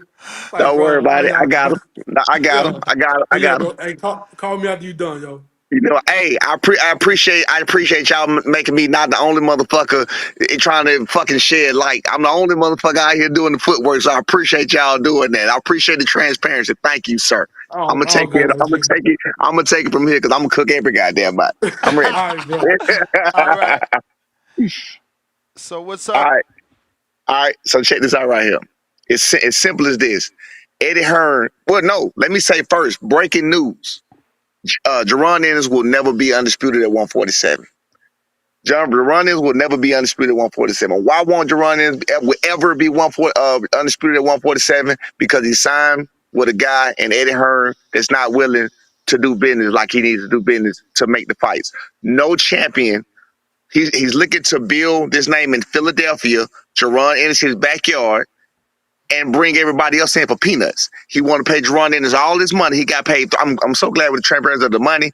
Jaron Ennis got paid $3.3 million for his last fight against Albanesian, a guy that we was just picking at because we didn't know who the fuck he was when he fought Terrence Crawford. Now he got a name because Terrence Crawford knocked him out. He paid him $3.3 million for that.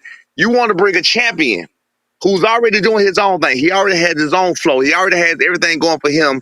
You can't. None of the champions will come to Philadelphia and deal with that adversity for $1 million. Simple as that. I was very transparent from the start, and this is gonna prove to everybody that Eddie is lying. The very first interview he did, and every interview he did, he said the first offer was well north of $1 million.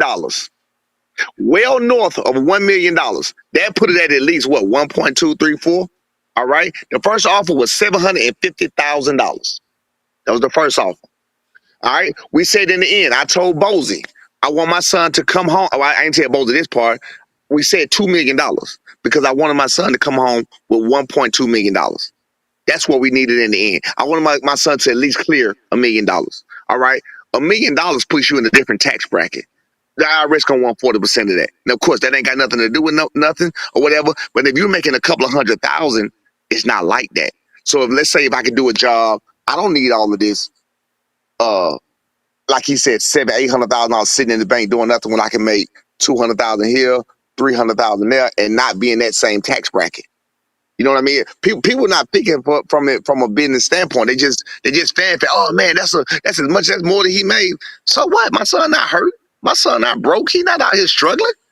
You know what I mean? It's not like that. Bottom line is, he said that we started at well north. Then he said we added $250,000 2 times. If I ain't mistaken, that put it at $2 million. If you do the math, am I incorrect? I mean, it's got to be somewhere. I thought higher because he said well north of $1 million. That's the lot, and those are the games he's playing. That's what I'm trying to say. You say that could be that could be anything. You know what I'm saying? Absolutely. So now, and I'm trying to break this because I want to put a break in my voice so you can understand what I'm saying. All right, so check it out.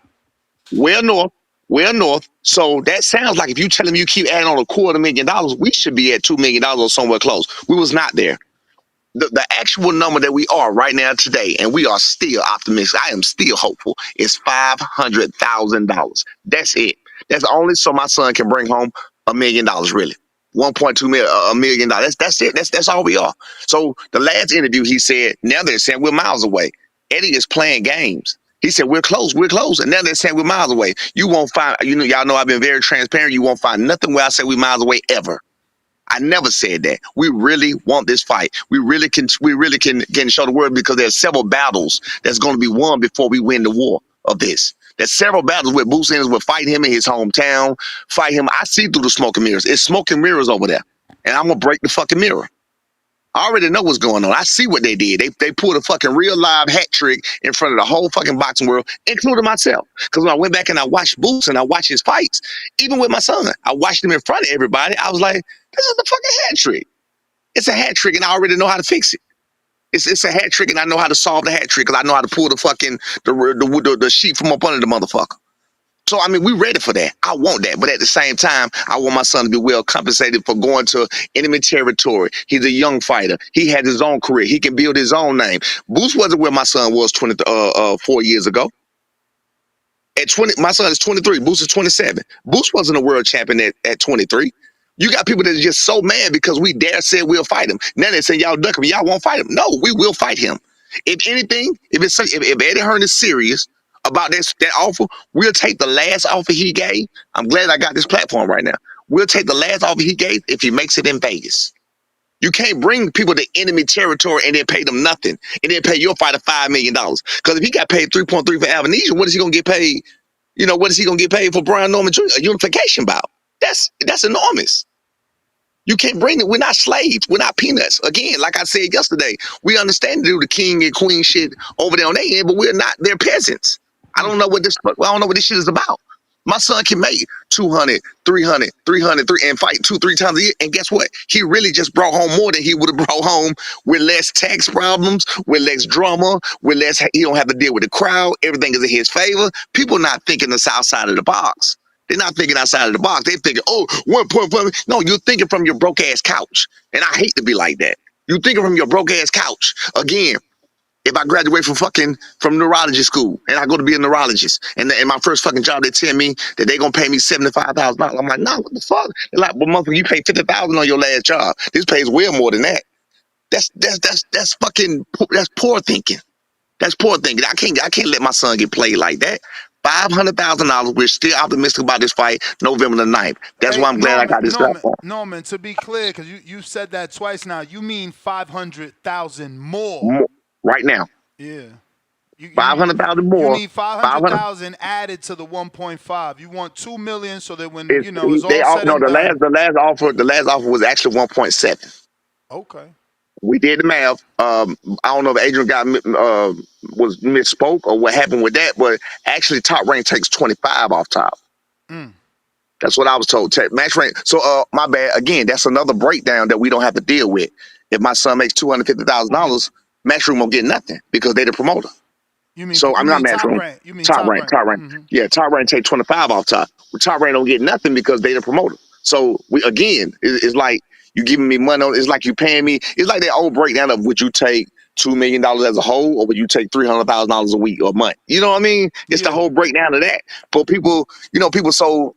I hate to look down on people. People so fucking broke thinking that they think, oh man, you need to do. Don't tell me what the fuck we need to do. My son ain't never struggled in his life. My son does not struggle. He's never struggled. He got me as a fucking dad. I ain't struggled since I was 21 years old. We not poor, bro. We not around here looking for no motherfucking scrapes and scrapes. No, that's y'all. That's your poor mind of thinking. Don't try to put that shit on us. Don't tell us what the fuck we need to take and what we need to be doing. No, we found, like he said, all the tax liabilities will be on whatever the $1 million that we would have to do. I want my son to at least be well compensated for going on those enemy territories. Bottom line, the breaking news to take from this is Jaron Ennis will never be undisputed champion at 147 because he has a promoter that doesn't want to play ball. If he wants to play ball, he needs to put this shit on neutral territory. Then we can talk some real numbers. Otherwise, you got to pay people to come out there. Because to me, I think 1 point whatever million is a low end, even though on even ground because of the fight it is. But it is what it is. We ready. We ready still. Still to this day, we ready. Well, I appreciate the transparency and the breakdown of all the numbers and obviously letting Eddie know here on this platform what you needed more to get it done. He didn't want to get it done. Hopefully, yeah, but I mean, hopefully hearing this, you guys can get there. I mean, like you said, it's only 500 more. We say only, but we don't know what their budget is either, Okay, well, I tell you what, it's just like with Errol Spence. With Errol Spence, what he did, if Boost made 3.3 million, that means he's gonna make at least 5 for this one, because you gotta think he ain't gonna go, bullshit. So it's a unification bout. He's gonna make at least 5 for this. So if it's so serious and Boost wants this job and he wants to be undisputed, I'm telling you, Boost Ennis, I'm telling you, Bozy, y'all are not gonna get a chance at nothing because he ain't trying to pay. So y'all need to do what Errol Spence did and say, hey man, get that man what you want, even if you gotta take it off of mine. You need to pay for what you want. Give him 500. Give that 500,000 over to the other end and let us get that then. Let us make that fight. $500,000 off. That's it. That wasn't far. That's what I said from the start. I ain't never said we was miles away. Stop your fucking bullshit, Eddie. You never started at north of $1 million. You started at $750,000. No champion is going to. No, we can make our own career. We can build our own brand. We look. We're 4 years behind Boots. We can do our own thing. You feel what I'm saying? Look at it. We have the ability to be on the same platform he on at 23. Boost never had Boost never slept nobody. Never slept nobody. I see people all in the comments. Oh man, he gonna sleep Norman. He gonna hurt him bad. You go look at this. Thomas DeLorme, man. I hate to throw salt, but I'm being real. He go to smoke and mirrors. Thomas DeLorme, motherfucker had 5 losses. He hit the nigga behind the head. Over with. Cussio Clay, the motherfucker sat there and did absolutely nothing. Hit him behind the head. It was over with. Those are the only 2 niggas I seen him knock out really. Then they stopped the fight. He ain't slept nobody. The rest of them was dead fucking bodies walking right at him, flat-footed fighting, smoke and fucking mirrors. I've never watched him, and I hate to be doing this, but I got to keep it real. I've never watched him. I was always a fan of Jaron Ennis. I've never watched him as an opponent. So I sat when this fight first started, I watched him as an opponent. It was easier to break down than Giovanni Santillon and Quentin Roundle because the opponents wasn't doing shit. With Quentin Roundle and with Giovanni Santillon, these opponents were trying to beat these guys. Boost opponents was not trying to win. Go look at any fucking fight you want. Go look at it. It's smoke and mirrors. Go look at it. Each fighter, flat-footed, is tailor-made, was put right in your face. And when you got the announcers telling you how amazing he is, he's a very talented fighter. But one thing he don't have is true power. One thing, and these are the battles that's going to be won in that fight. He ain't going to stand in the motherfucking kitchen and he ain't going to cook with my son. My son going to burn his ass up out of there. That's one battle that's going to get won. I watched him. They got a common opponent, Damian Fernandez. Boost was 23 years old. My son was 20. Boost took 3 rounds and played with this motherfucker, did some matrix shit, and that's some of the shit that y'all say amazing. My son went in there and wiped this nigga out in a minute and 31 seconds. And that's including 3 knockdowns. You can go look that up. A lightweight, Lemos, came right after Boost did that and knocked him out in 1 round. So if a lightweight can knock this man out in 1 round, a Boost takes 3 rounds, what do you take from that? Boost does not have real power. We want that fucking work, and we want it now. We want that work. I want my son to get his opportunity. Eddie, come up with this $500,000, get this motherfucking work. We really want this shit now. I'm real about this shit. We go in the fucking enemy territory. We go behind enemy lines, but you ain't finna fucking pimp us. You ain't finna pimp us. We ready, bro. I'll be full transparent about everything. Everything I say is from the motherfucking heart, and I mean everything I'm got. This ain't no ducking, ain't no nothing. We want the fucking smoke, and we want it now. Because all of them fans, all these people in the comments, you can't fight for Boost. Boost has never been tested in front of the lights. Boost has never been cut. Boost has never been down. Boost has never been booed. Boost has never been in a 50-50 fight. He's never been in an 80-40 fight. 80-20 fight. He's been in an 80-20 fight, but that's about all he's been in. Everybody knew he was going to win. People knew he was going to win. My son has been well tested. He's ready for this. This was a build up to this. Eddie Hearn, $500,000. Add that shit. You got yourself a fight. The funny thing, got to watch boring ass Karen. We ain't got to chase him around, and we finna cook Boots because he ain't gonna sit his ass in there. The first war we gonna win is when y'all see Boots running around that motherfucking ring and jumping around, flopping his arms and shit like that. That's the first war. That's the first battle that's gonna be won. And you watch what Brian Norman Sr. said while you watching the fight. Because if you stand in that fight, his ass jumping right the fuck up out of that. Put on everything. You ain't never seen Boots sleep nobody. I'm excited. I'm excited, man. You got me hyped up, especially, the whole part about never assessing Boots as an opponent. It's interesting to hear you look at him with a different set of eyes. And then that motherfucker is not what they say. I was like, they fooled me too. I was like, oh shit. When I went back and I watched it, man, I called Jolene, I called AC, I called B, I called Tate Jones, I called Mark Nash, I called so many people. I'm like, bro, look at this shit. Look at this shit. And each and every last one of them saw what I saw. They was like, wow, you're right. Custio Clay, go watch the fight. That nigga didn't do nothing. Never came forward. It's the narrators. It's about what they're telling you, what you're looking at while you're looking at it. But you got to look at who you're looking at doing it and what they're doing in return. These niggas ain't doing nothing in return. It's again, I put it equivalent as you put Michael Jordan on the fucking court with a motherfucking 13-year-old. Of course he gonna show out. And that's what it is. Again, I was fooled too. I was looking at it as a fan. I wasn't looking at it as a fan no more. It was easy to break down. I was like, I don't even know how I'm gonna keep watching this because with Giovanni Santillon, I watched that man probably 1,000,000 times or better. And I'm not lying, I'm not exaggerating. I had him down to a science. There's nothing to have Boost down to a science because he's not facing anything. I'm not saying he's not a good fighter. He's a great fighter. He's a great talent. He's a great counter puncher. He's a great body puncher. But one thing is, I know this is gonna be crazy. Everybody's like, no, the fuck he's not. He's pillow fisted. The reason I say he's pillow fisted is he hit one of them guys that got a red shorts on, well, Limpy Nets, who's a little motherfucker. He hit Limpy Nets so many motherfucking times, he just had to fucking stop it. He's talented. He's more talented than them. So I'm not saying he can't fight. I'm just saying what you're seeing is smoke and mirrors. You got this big so-called Terminator that can't knock out little bit ass Limpy Nets. You beat on this man, beat on this man. This man stayed there. He kept coming. He didn't get dropped, nothing. But you think he gonna cook my son? Look at the delivery of the way my son is delivering punches. When my son get a punching bag in front of him, he get him up out of there. He ain't sitting there punching on punching bags for 12 rounds, 10 rounds, 8 rounds, 6. No, these guys are fighting back. But with Boost, these guys are not fighting back. These guys are just looking, standing, walking around, just getting beat on. So how the fuck is he the Terminator when they keep coming and coming and coming? Fuck it, I don't even care about the fucking camaraderie no more. I'm telling you what's going on. I'm exposing this shit, and we trying to get that work. Eddie Hearn, $500,000 more dollars, man. Let's get that motherfucking work.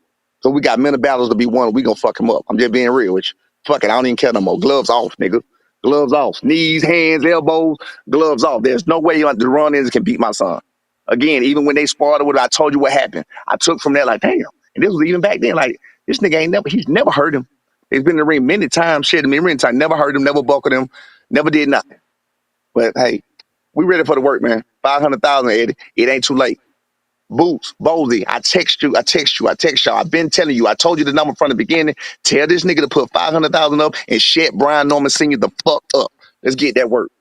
It ain't too late. It ain't too late. He coming out saying, "Oh, it's too late." He dropped the ball. Yeah, nah, that's because that's what you wanted in the first place. You wanted Karen. You wanted to sell that shit to make Boots bigger than what he is. No, you wanted to do that shit. You wanted to get the world talking about. Ain't nobody fucking clout chasing him. We dead ass serious. We want that work. Let's get it. It's not over with. It's not dead. He the only one that's walking away from the table with his fucking ball. No, we right here. We still here. Say Boots to take a 500,000 pay cut because it ain't but fucking taxes anyway. It's really less taxes that he got to pay. That's clear. If you take $500 less and you own $4 million, $5 million, then that's really less than you got to pay in taxes. So that's nothing. That's easy. Hey man, I ain't got nothing else to say. Honestly, I've reached out to Eddie to see could we get him on, but he hasn't replied just yet. Because he ain't. He don't want this fight. Eddie ain't stupid. He don't want this fight. There are many battles. Please come shut me the fuck up. Final, please shut me up. Please, all these Boots fans in my motherfucking comments, all these Boot fans in my inbox telling me about what this nigga gonna do. This nigga ain't never slept nobody. My son just had potentially knockout of the year when he fucking got at 23 years old. You talking Boots at 27, never slept nobody, never got a knockout, never broke down nobody. My son, you saw Giovanni Sattian's spirit leave his fucking body. My son be the man in his home fucking town. They want to talk about that win ain't nothing. This is a amigo, which you know they have nothing but pride in his hometown. All respect to him. He's such a warrior, and that's why I was so proud of my son. People don't want to give him the credit that he deserved. At the end of that round, from round 8 to 12, all of y'all go back and watch my son right from 8 to 12. That's my son punching on the punching bag. Watch the delivery of his punches. Go watch Boots bullshit that he punching. All that goddamn the fuck out of here with that shit. No, nigga, you getting slept. I'm dead serious. You getting slept. You getting your ass up out the kitchen. You're gonna be a fucking. If Boots win, it's gonna be a robbery. It's gonna be either a robbery or it's gonna be that motherfucker running around the ring, pointing and waving his hand and flaring his hands every fucking well. You know, I'm doing all that jumping around. My son ain't been to jump around out from nobody. We don't do all that. We ain't scared to get hit. We ain't scared to be in the kitchen. We want to be in the kitchen. My son boxes around. He don't jump around. That nigga jump out and that's why I say I be watching everything. But I don't have much to go on because of his opponents. So again, he's a good fighter. He's literally never been tested by anybody. Go watch anybody. Thomas Delorme is the only one that had the nuts to come try to get him. Thomas Delorme already had 5 losses. And when you get that kind of fighter coming at you, then it's the bull in the metal. You know he not gonna faint. You know he coming. So when he move up, you counter that. It's simple. I'm cerebral with this shit. It's basic. That was basic fucking 1, 2, 3. Smoke and mirrors right in your face. Thomas Delorme is coming. Thomas Delorme is already a loser. He already lost before. These guys are smaller. These guys, you know what I'm saying? It was smoke and mirrors put right in your face. I'm pulling the motherfucking wool out. And we ready to get, hey, you fucked around and let a real nigga in. That's what you did. You fucked around and let a real nigga in. We trying to get that work.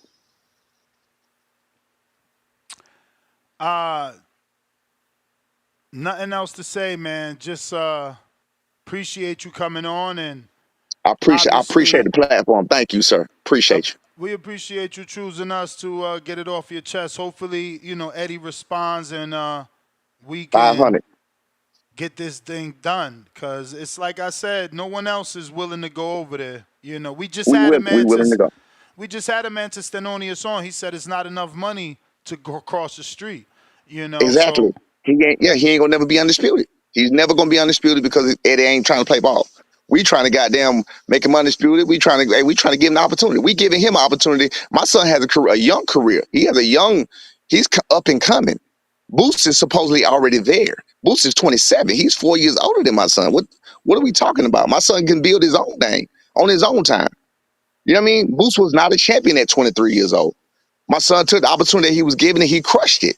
He went through the fire and he crushed it. Boots has been given and handed every fucking thing. We finna take it. This shit was tailor made for us, and we coming to take it. So many battles. When that fight go off, when that bell go off, and that nigga start running around the ring and jumping around the ring, that's gonna be the number one. Y'all think, oh, that nigga said he was gonna do it. Watch what I tell you. He ain't gonna stand in that fight. Well, I can't wait, man. Eddie, where you at? Listen, Norman 500,000, Senior. Eddie. I sold the fight for you, Eddie. I helped sell the fight for you. Boots ain't selling this shit. Bose ain't selling this shit. Ain't nobody selling this shit but me. I helped sell the fight, and we mean it, and we real about what we saying. That's the good thing about anything. You mean it. We mean it. We're not just fucking talking. We mean this shit. I gave you the number from the very start. I gave both of the number from the very start. It's $2 million, really 2.2, so my son can walk away with 1.2 or whatever. But long as my son walk away with over one, we ready to go. And that's still, I still don't feel like it's acceptable. We ready.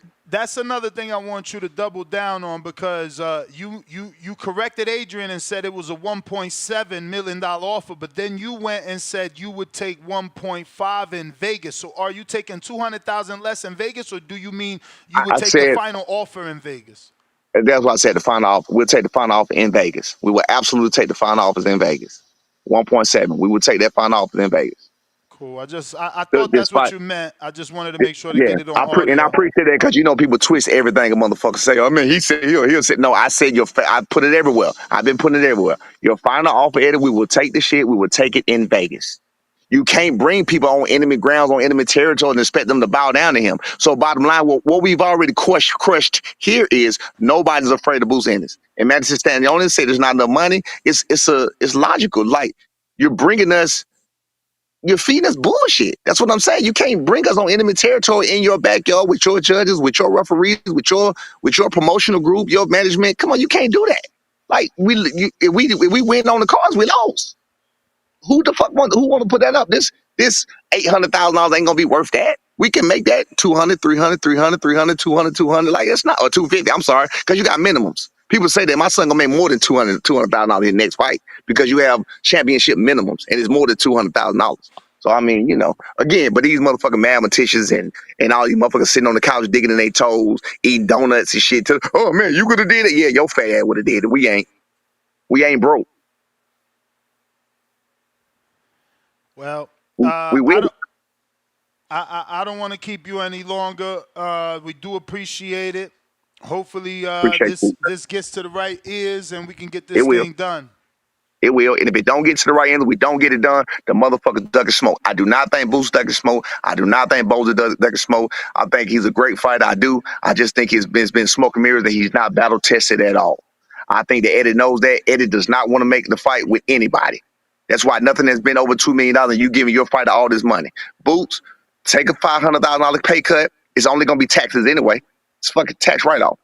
It's only going to be, like you said, you pay 3% of the sanctioning fees. It's only going to be a write-off. It's going to be less. It's going to be less fees that you got to pay. That $500,000 ain't going to be nothing on $4 and $5 million. Take that cut. If you want this fight to happen, you really are who you are. Philly, tell this nigga to shut me up. Take that little cut, because it's all his taxes. He ain't got to see that. He gonna fight again. He gonna be a bigger name if he does what he says he's gonna do. And that's it. We ready. We ready for the work, man.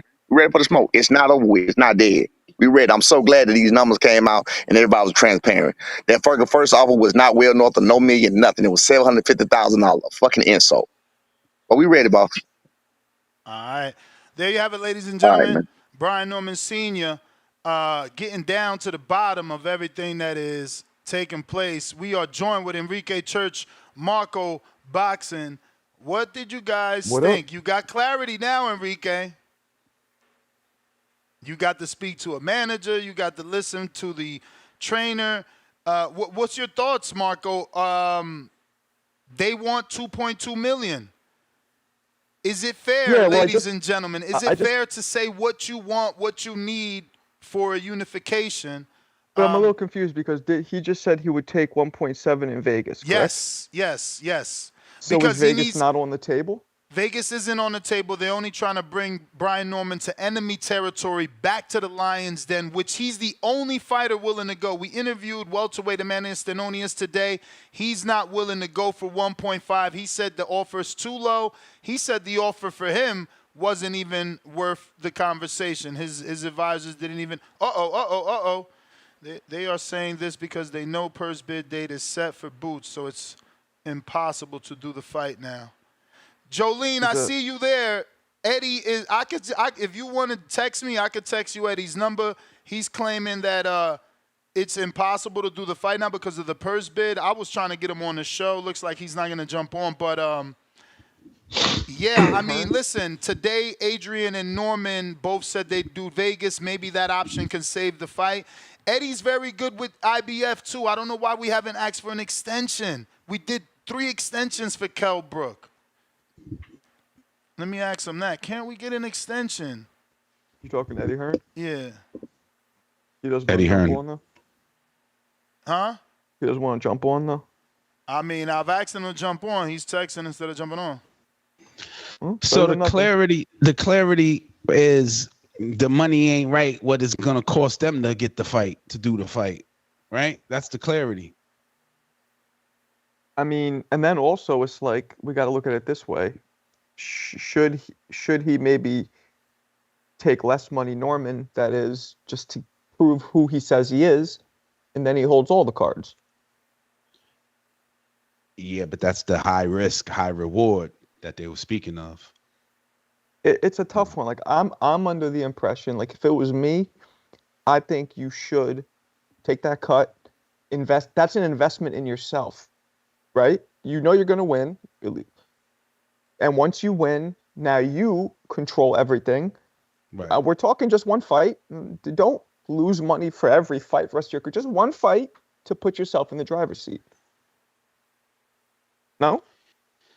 Yeah, but there's 2 belts, $45,000 a piece. That's $90,000. No, the breakdown was insane, and that ain't The even breakdown count. was insane. That didn't even count taxes. Taxes on 1.5 is like $650,000, and that's it's not even sanctioning fees, right? No, they included the sanction. The sanction fees. fee was 90. 90. Yeah, combined.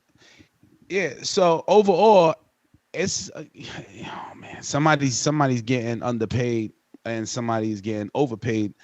Who's that? You know, like who's getting the right amount of money? Like, I like the Boots idea Ennis- of Boots giving up some bread. Like, we don't know what I Boots is thought making. that's what it would be. I We thought don't- that's what it would We be. don't know ultimately. what he's making, but like, even if he's making the same 3.3, it's like, bro, you just made 3.3 for Avanesian. So, you know, if you got to give up 500 for this one to get the belt and build, you know, they only want the B side to take the short end of the stick when it's like we both about to get something out of this. You know what I mean? Right. But yeah, I love that we got all that education. Wow. I mean, if a fighter crosses the street, he's got to pay the promoter. That's a big percent. That's a big ass chunk. That's a big chunk, man. You know? That sucks. I feel like that, like the promoter should be paying him, you know, for crossing the street. Well, no, because the promoter has a duty hypothetically to ESPN, right? So they getting the budget from ESPN to put on fights for ESPN. So essentially, Norman's purse comes from ESPN. Now you walking away to get money somewhere else.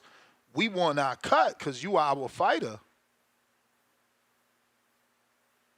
I get it, man. And then that's not the man. Then you got the manager.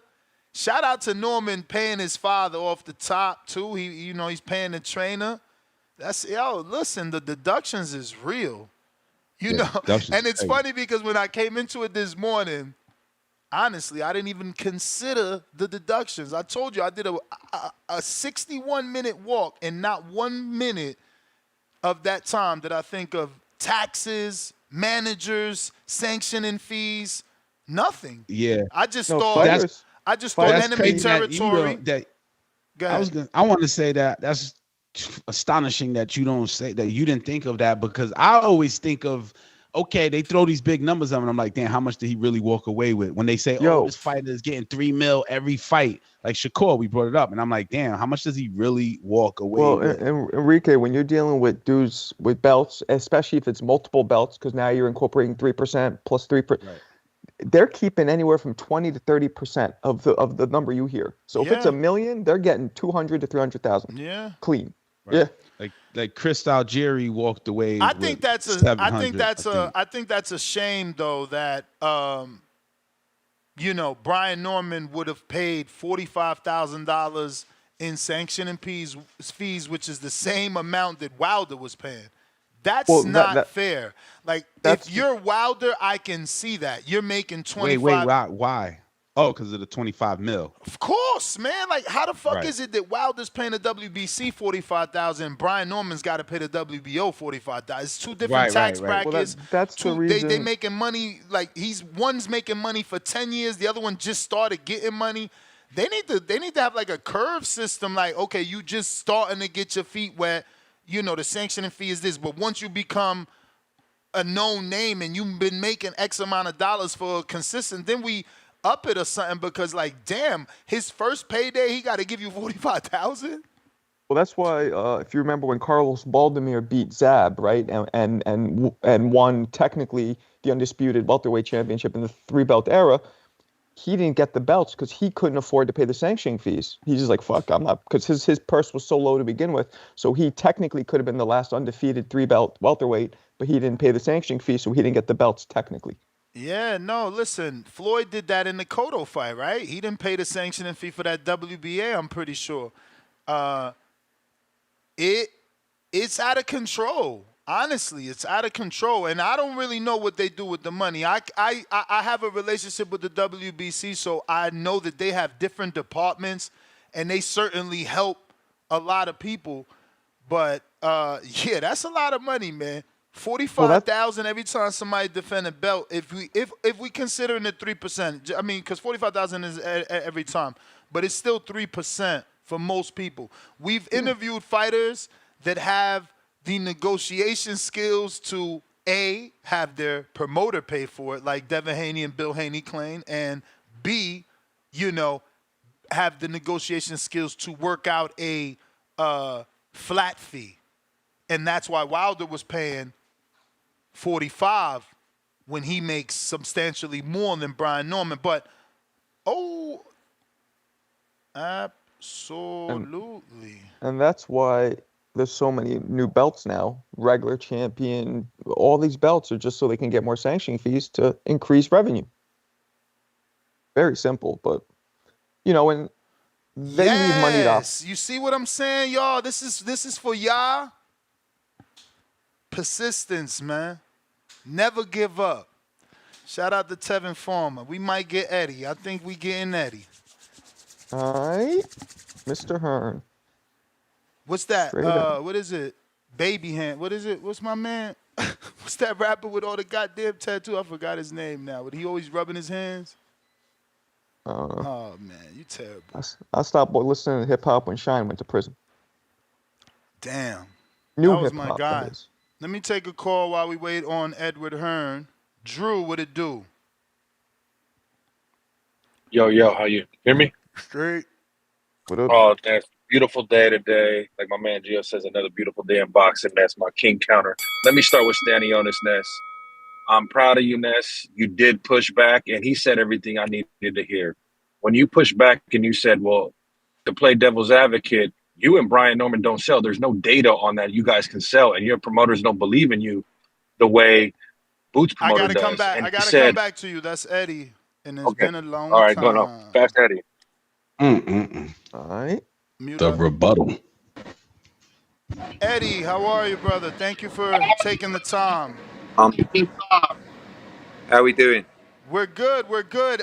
Just a bit disappointed. I have informed the audience that you said it's just too late. And Jolene Mazzone just texted me. Listen, they know that. They know that. And that's why now all of a sudden these people are clueless. Absolutely clueless. They have no understanding of the boxing business. They have no understanding of the boxing market. And You know, we've made 3 offers to these guys. Even the first offer was well north of $1 million. And people coming back saying, wow, Eddie Hearn offered Brian Norman 1.5 million. Guess what? It was a lot more than that. And now they come back because they know that the IBF have set the purse bid date, and under their rules, we can no longer ask for an exception for a unification. So these guys drop the ball, let them go back and make what they make in the last fight, $100,000, right? This time they're going to make $200,000-$300,000 to fight someone no one's ever heard of. I'm not wasting my energy with these guys. All they're trying to do is get clout off Boots Ennis's name. Good luck to them, and you know, Mr. Norman or whatever his name is, you know, you drop the ball. You're too late. If you really did want the fight, you dropped the ball big time. But I don't believe you did. So some of the things that were said today, we had the manager, Adrian Clark, and the father on. Adrian Clark. I mean, yeah, Adrian Clark. I mean, yeah, I'm not aware of this guy. What did he have to say? He works with Jolene. He's the CEO. Jolene usually is the one talking. He said that, you know, that they're not far off. What they're seeking ultimately, Eddie, is to come home with 1.2 after deductions. They obviously have to pay. Listen. I've only got 1 minute left, right? Because I've got going into a meeting. Let me tell you this. If they want 1.2, who on earth are they paying to give up that much amount of money?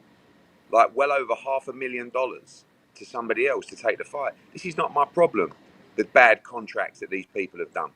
I know that the offer that we made was well over $1.5 million to these people. They've never seen money like that before. They'll never get an opportunity like that before. You know, they come back, they say, oh, we'll do it in a neutral territory. Philadelphia is where it's at for the gate to pay these guys the maximum amount of money. The conversation is now relevant. These people live on another planet in another stratosphere. I wish them all the best. And now I'm going to have my acai bowl and get ready for the weigh-in for Diego Pacheco. So much love, Boxing Boys podcast. We'll catch you soon. Thank you. There you have it, ladies and gentlemen. Eddie Hearn. It is what it is, man. It's too late. The purse bid is there. It really sucks. Because, man, if we could have just took the 1.7 for neutral territory. But it's like I said in my monologue. Boots sells tickets. That's why the fight is there. And he just said it. We need those tickets to pay these purses these guys want. Absolutely. I just wish it's investment. I just wish there was some way they could have found common ground. But I hope it doesn't ruin it, because this is still build-up. Like, you know, I've already said it's better for him to fight Derek Cuevas, for him to fight Chuzadakia, and then come back, because they both get knockouts. We have this build-up. More people find out about the fight, and we go into it again in another 3 months, another month or so, you know, after they relax from their vacations and whatnot. Yeah, what do we think about that? The fact that sometimes fighters do need to invest in themselves. Is that a bad thing? In what way? Take less money. Taking a pay cut, he's saying. Right? And then when you win, you're in the driver's seat. But that's what I'm saying. You heard his manager. He said they told us that for the Giovanni fight. So they took peanuts to fight Giovanni, who was a wrecking ball. So now you're telling me the same thing. Take peanuts again. Right, because it didn't work. But isn't Boots a higher level? Like, isn't a win over Boots put you in a way better position than the win over Giovanni? It does, but think about it.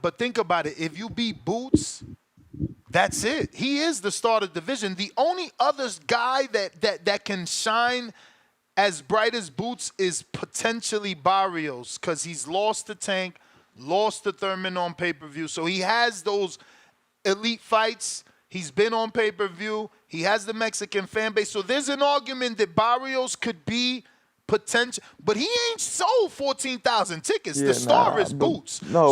So if you beat Boots, if you take out the bogeyman, as Eddie says, then what's left?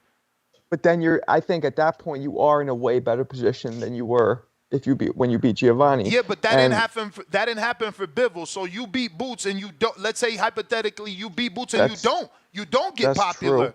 That's true, but it also depends how you beat him. Like Bivol beat Canelo in a boring-ish, not. Would Norman beat him? Holy shit, my man said boring. You're terrible. That was not boring. I don't find You didn't Bivol even very watch that exciting. fight, Marco.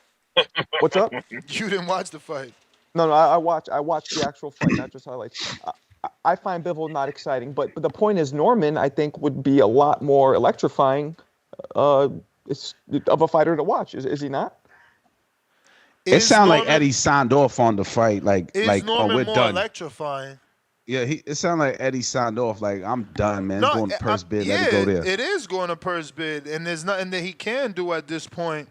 I said, Eddie, can't you send an extension? He said, once we're at purse bid, there's no extension. So I still don't believe that, though. Eddie is still the same guy that somehow got 3 extensions for Kell Brook, bro. Kell Brook, he didn't want to fight Earl. Not when they wanted to fight Earl anyway, and they didn't fight Earl until they were ready. They got 3 extensions, so I don't get it. He also lied to us about his meeting. I have an idea, just a thought to just bring up more conversation. You mentioned the belts, right? So they got all these deductions, and the belts being $90,000, right? I feel like since the belts, they really don't. What do the belts bring to the fight? The belts are the reason that this fight. But the belts are the reason that Norman can even ask for $2 million. It's just the bottom line.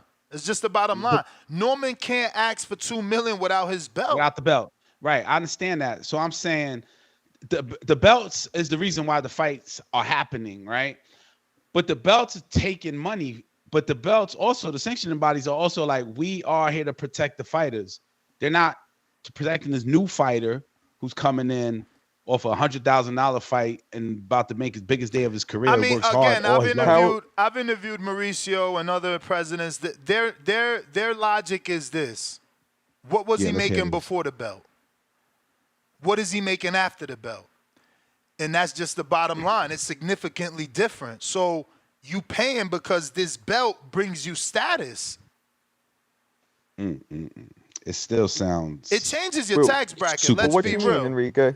I wanted to like they're paying $45,000 per belt. 90. He don't even have the other belt. Well, it varies what they pay depending on what the purse is, because it's a percentage. Well, Adrian Clark said $45,000. Right, that's on this purse. But go ahead. Right, times 2.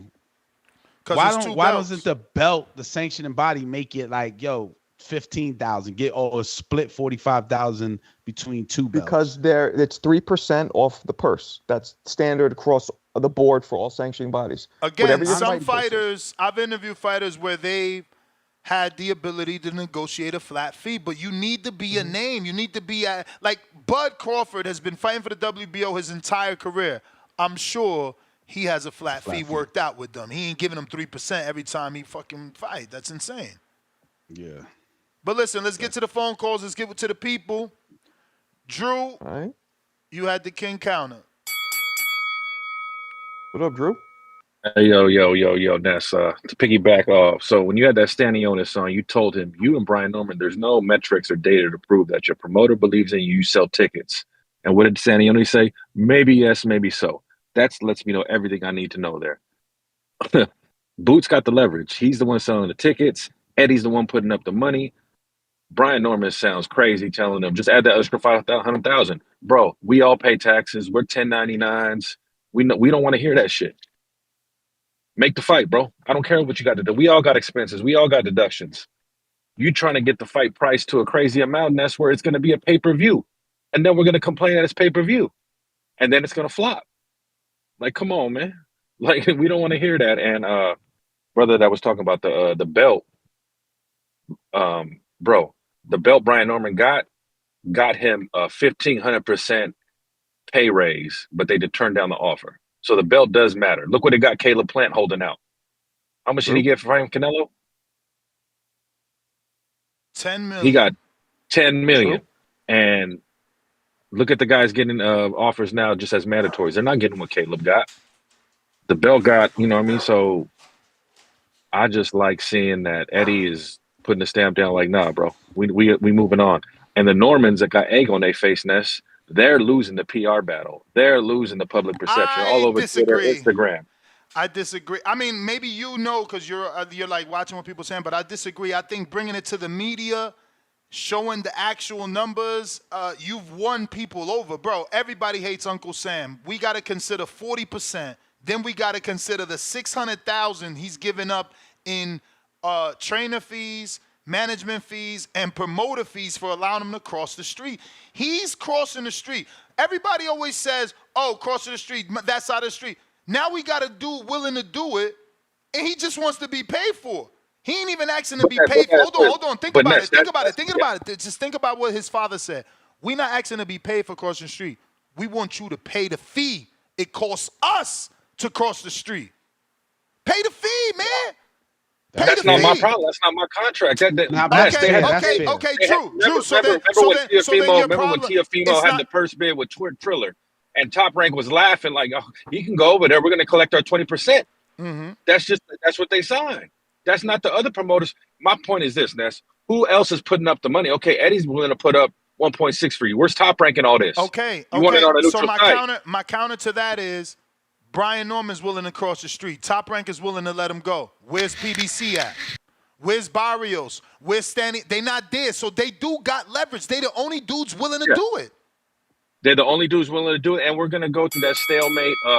He said, she said, and I agree with the fact that, okay, let's just let them get a fight in between, and we'll come revisit it, and then maybe it'll be more money in the pot. But miss me with this, oh, I got to pay taxes, I got to pay manager. We all do, bro. We all do. Drew, you actually got another king counter from Red. Lord. Okay, no, I'll save that. I want to see everybody else cook, so I'll save that for later. All right. Yo, so wait, the first offer was 300, then it went up to 1.5, so they technically are paying him across the street. 1.7 is what Norman Sr. and Adrian said. And was they wanted what, was their 2? final offer, which they never said no to, according to Adrian. So what they wanted was $2 million, $2.2 million, so that his son could come home with $1 million, $1.2 million, because there's deductions, right? Like they made it clear that there would be, 25% going to Top Rank, 10% going to Fighters First Management, 10% going to the trainer. Then you got your taxes. Then you got the 3%, which is essentially 6% total, because it's 2 sanctioning bodies. It's a lot of money. Drew wants you to believe, hey, we don't care about your deductions, but this is a business. This is Brian Norman's job. He's not going to take the toughest job for a small amount of money. When they made it clear that they can fight 3 times for $300,000 and bring home more money at $300,000 because there's less tax deductions, there's no 25% promoter deduction, there's no 6% belt deduction. There's only 3% for 1 belt versus 2. So there's a lot less deductions and more money coming home. So it's I'm taking the risk. I'm going to your hometown. I'm going to be the underdog. You're the favorite. You're the darling. It's your judges. It's a matchroom show. Top Rank doesn't get to co-promote. Look, I'm not getting into people's numbers, but I do think that they have leverage. But then you look at it like, do you want to do 3 fights and make a little more money over 3? Or do you want to take 1 fight, make a little less money, but most likely, if you do what you say you're going to do, skyrocket your status overnight? It's like, which one do you want to do? Yeah, again, but where do you go from here? You got to hope, honestly, bro, you got to hope, A, that fight is dynamite where you could get a rematch because Boots is the biggest name in the division. Or B, somehow PBC's willing to deal with you and you get the Barrios fight, which is the other biggest name in the division. The only other name you could do a pay-per-view with. So you beat Boots and it's not on pay-per-view. You can potentially fight Barrios on pay-per-view, who's already been there twice with 2 bigger names. It's your time.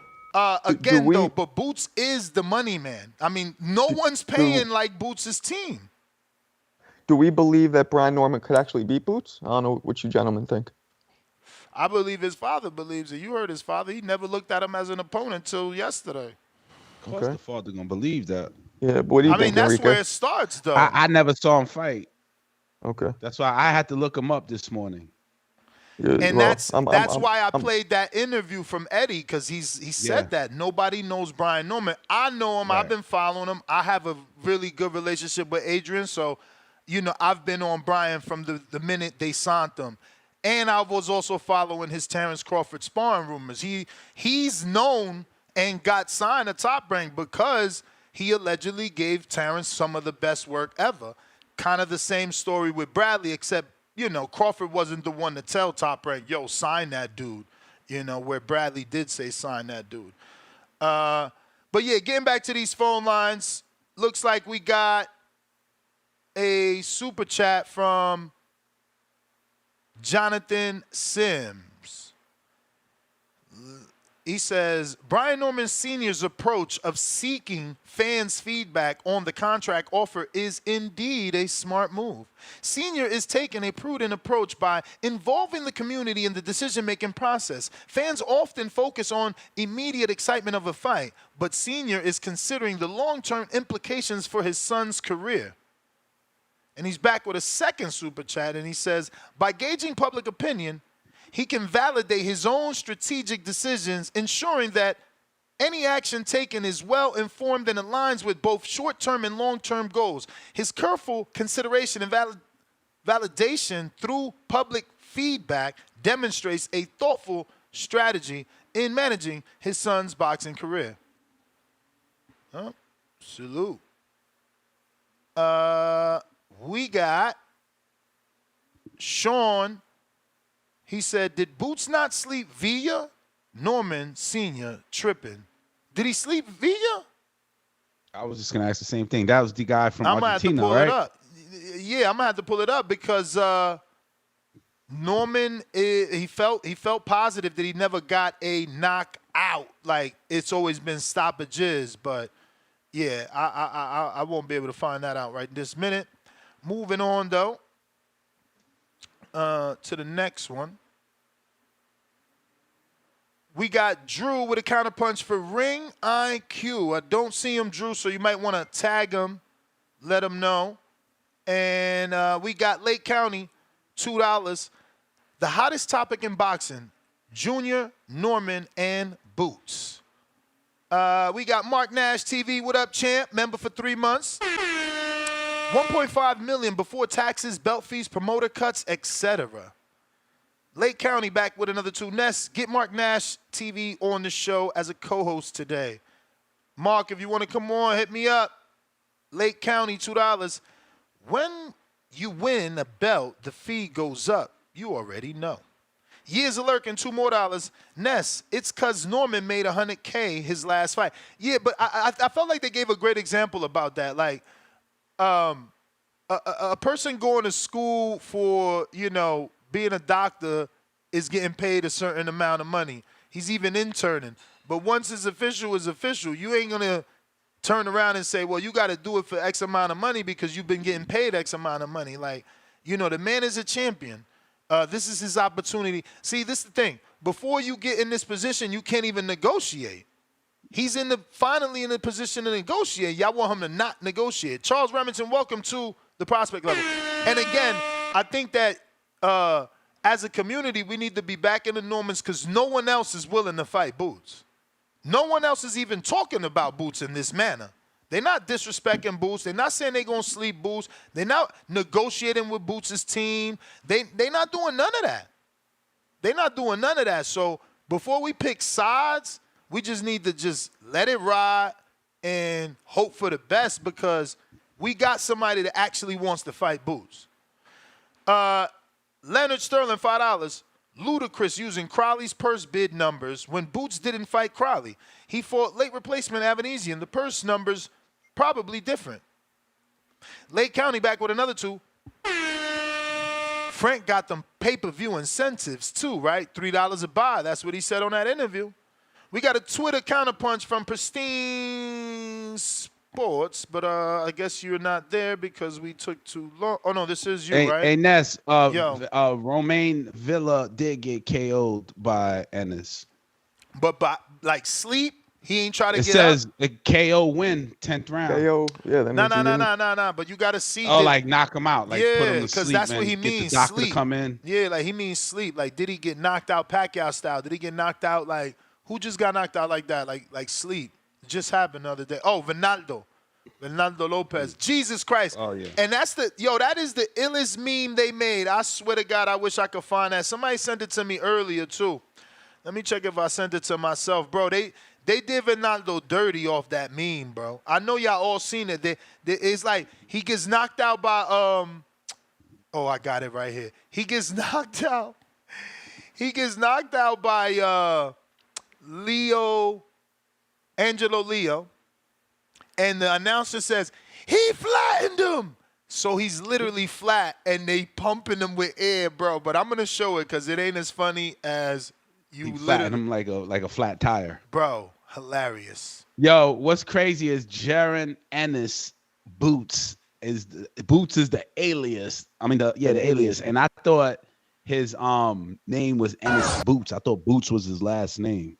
Nah, it's Jaron Ennis. Sounds like I a know last now. name. Here go. It does sound like Yo, that. check it out. I hope we don't get flagged. Top Rank, stop being haters. Look at this dude. This is hilarious. I don't even know who this dude is. Do y'all know this dude, Chris Ashley? Oh my! Yo, his voiceover is spot on. Like, I've watched this so many times. I'm like, is that his voice or is he just fucking lip sync? Like, he's spot on. Oh, he is laid out. Yo, you see how he did the up camera? Absolutely That's fucked up. The champion is flattened. So he's trying to literally put air into him? flattened. Bro, he's trying to put pumping air? him. You don't see my man inflating, literally inflating? No, that was, the internet is terrible. They are so That shit undefeated. is funny. Bro, he was, I might have to use that analogy. fucking, he's flattened. Totally flattened. Pumping my man straight up. That's Brandon, what up? disrespectful. Yo, I'm laughing at Marcos, so I may have to use that analogy. He's always I might like, use that he's one. cashing more right hands like a check at the cash. Yo, Ness, how's checking my line. audio, my boy? Straight. It's good. It's good. Salute. What's good? Casual, Marco. Shout out to the whole community. Ness, I got a What up? counter punch from Malcolm I didn't use, by the way. I'll go ahead and use it today. Just in case you forgot about it. But first of all, let me say this to Adrian Clark. All not negotiating through social media, that shit is fine and dandy, but I can't get on my YouTube algorithm without seeing Brian Norman Jr. on Mill City Boxing talking negotiations almost every day. So if you don't want motherfuckers negotiating on social media, tell Brian Norman Sr. to stay off Mill City Boxing. Because I don't be watching that shit, but I can't, not a day go, if he ain't talking to Jaleel Hackett's dad, he's talking about this shit. So if you want it to stop, first of all, get your team in order. That's for one. And for two, let me say this. I never had any faith that this fight was going to happen. I've been watching boxing long enough to where these fucking dad and family negotiations on YouTube, they never pan out. I remember the Gary Russell and Devin Haney shit, got everybody riled up and excited, and the shit never happened. So I knew this fight wasn't going to happen. And in my agreements, I agree with Eddie. First of all, let's put the fight in Vegas and give us 1.7. I was thinking the whole time what Eddie said, well, if you want the 1.7, it's got to be where he'll get a return on his money. Because you're going to have to get a smaller cut. That fight ain't going to make what it needs to make for you to even get 1.5 in Vegas. That's like Stephen Fulton saying, I want 3 to 5 million to fight a new way, but I want it in America. No, motherfucker. You're going to go where we selling tickets at and where you'll get where it's feasible, where you can get your biggest payday. So you're going to have to bring your ass where we going to make the money at, which is Philadelphia. And if he knew the business, he would have knew that. So that whole point is mute. And for two, all that, and you killed the argument when they kept saying they about to he going to feed you some bullshit versus Karen. He going to feed you some bullshit versus Karen. And you said, well, you about to get some bullshit versus Derek Cuevas. The difference between the two is, yes, Boots is going to get a fight with Karen, but he's going to get $1 million plus. And is going to main event in his hometown and do 14K again. You about to get 300,000 and be the co-main of a fucking contender / prospect. So Yeah, who needs who in this situation? Like the shit doesn't really make any sense. Like I'm not going the pay raise, the pay raise. I mean, you getting a 1,500% pay raise, all that. I'm clear. I want to clear this amount and that amount. Like other people said, that ain't our fucking problem. If you so concerned about your fighter, Adrian Clark, clearing that, well, instead of taking that 10% manager fee, take 5%, take 3%. Or how about you go back to top rank? Hey, look, I want this guy to clear $1 million. Instead of taking 25% for letting him cross the street, can y'all take 10? That ain't Eddie's problem that you signed a deal where it's gonna cost you 25% to cross the street. You restructure your team side of it so he can clear $1 million. That ain't the job of the other promoter. That's crazy that you're saying that, bro. Like your stance is weird, bro, because How? we beg these fighters to cross the street. Now you saying it ain't your problem? That ain't my problem. I'm giving you 1,500% of your biggest payday. Or if that's the case, okay, you want your fighter to clear $1 million? Take these same terms to Bob Arum and let's do it on top rank and see what Bob says when you say, hey, Bob, I want to fight Boots. I want to make it to where I clear 1.5 and you got to give him what he needs. See what Bob Arum telling him. He going to tell him to fuck you. Cool. But why you not considering that they don't got no moves neither? What they going to fight, Karen? We don't care about that shit. But the thing is, and don't forget my counterpunch. Norman gets more. Nah, for sure. Norman gets more of a pass because he's just starting. Boots is the name in the division. He's the one we've been dying to see fight Bud and Earl and Thurman. Like he the one need a name. He the one need a fight. Norman is a cub. Norman is a cub. Let's be real. Let's be real. A fight. Let's just be honest. A fight versus Brian Norman. If Brian Norman walked in Magic City right now in Atlanta on Monday, my brother, the DJ ain't gonna be like, "Oh shit, belt. We got Brian Norman in the building." Nobody knows him. It's the belt. So the ticket nobody sales. Nobody knew Postal. Nobody knew Postal, and they even put it on pay-per-view. Hold on, that's what you're contradicting yourself. You're contradicting yourself. How? It's about the belt. Hold on. Listen. The same way you said, if Brian Norman beats Boots, where does he go from there? It doesn't make him that much of a bigger name. If Boots beats Brian Norman, does that make the fucking fight with Stanionis that much bigger? Yes. No, it don't. Yes. He ain't that much bigger of a star. Come on, man. Earl became a big. My brother. We don't have to yell. You comparing a way different welterweight division. You comparing Earl beating big names versus Stanionis and Barrios, bro. That's before you even go down that route. You got to remember that was the golden era of the welterweight division. You had Thurmans, you have Garcias, you had Sean Porters, you had Bud Crawfords, you had Errol Spence. This crop is not that. So don't act like beating one of these niggas is the same equivalence of Earl beating a Danny and a Sean Porter. So just cut the bullshit with that one. Cut the bullshit. So let's just be real. Nah, you got all the answers. Boots is in a predicament. Eddie Hearn's in a predicament. When they say Boots will never become undisputed because they promote him. No, Eddie Hearn ain't about to overpay you mediocre niggas. Y'all not Porter. Y'all not Thurman. Y'all not Danny. I'm not about to overpay Stanionis's and Brian Normans and Barrioses and you niggas to overpay y'all so Boots can become undisputed in this. Like, y'all not them names, bro. Y'all not them names. And then Stanionis talking about they know my minimum. Like, what the fuck is you? Who the fuck is you? Like so yeah, I'm with Eddie, man. I stand on my shield. My man said, and I who keep is you? Putting Boots. You fucking terrible. I keep putting Boots in Philadelphia and showcase fights where I know he gonna sell 14, 15 because they fuck with him, and I'll make my return on my investment. I'm not about to overpay these unknown niggas for a belt that ain't gonna make Boots no much of a bigger star. Like these niggas not nobody, bro. Let's just be real. Let me see let's see if Top Ranks give you to where you can clear $1 million. When will he be able to clear $1 million on his side of the street? Because Boots can clear $1 million on his side of the street. So until he can clear $1 million on his side of the street and he can headline in Atlanta and his promotional company shows him that they care about him like Eddie cares about Boots, then he ain't got no fucking leverage. If you about to fight on the undercard of a contender and you're a champ, how much is your belt worth? If you about to fight on Keyshawn's undercard, how much is that being a championship matters on your side of the street? When they didn't even say, oh, he's the champion now, let's put him in Atlanta. That's bullshit. Man, his belt worth where he can negotiate. The one that's bullshitting is you. This is what I'm saying. Boxing fans have ruined this sport. Who is that? What caller? Brandon in Cincinnati. Boxing fans have ruined this sport. We sit here and we beg dudes to say that it ain't no cross the street. Now we hear there's literally a price to cross the street, and we blaming the dude willing to cross the street because he's trying to get that price waived by the promoter that needs him to cross the street. It's just despicable, and rightfully man. so, because we all naturally move that way. Like, you know, It's for just anything. despicable, bro. Then he says, "Oh, Boots don't need him. The fight ain't gonna be big if Boots has a belt." But Earl became the big fish by picking up the belts. He made I'ma clean up my side of the street famous.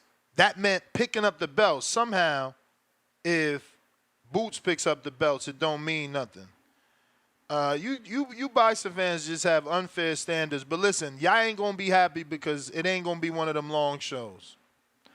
Yeah, I'm ending in 18 minutes. So y'all gonna have to get in where you fit in. We have plans, and we was always ending at 9. I'm even not doing my afternoon show. I thought Pyro was gonna jump on earlier because I told him shit changed. Yo, the name Joshua Spencer ring a bell? Negative. Oh, damn, he ordered the shirt. Joshua Spencer. Yeah. Negative. Shout out to him. At if he first, I listened. thought of it like a fighter and shit. Yeah, of course. I But knew you now, would. as a listener, nah, he's never presented himself out there. But Ring IQ, you got that counter, and I believe this is. What is this guy's name? Oh, Pristine shit. Sports, right? This is you. I'm gonna get that down soon enough. Pristine Sports, would it be? You gotta unmute. Say, yo, you can hear me? Yup. Yeah, what's up? What's up? Talking on Brian Norman. I do respect them trying to get their money. I will say I do think it is a little duck though. His biggest payday, Boots gonna sell all the tickets. If he feel he gonna win, he could just go over in there and just take the belt and win. Take your highest, biggest payday and then be a bigger star. But aside from that, I am kind of happy though, because Brian Norman gonna be on the Norfolk card now, so I'll be in attendance for that.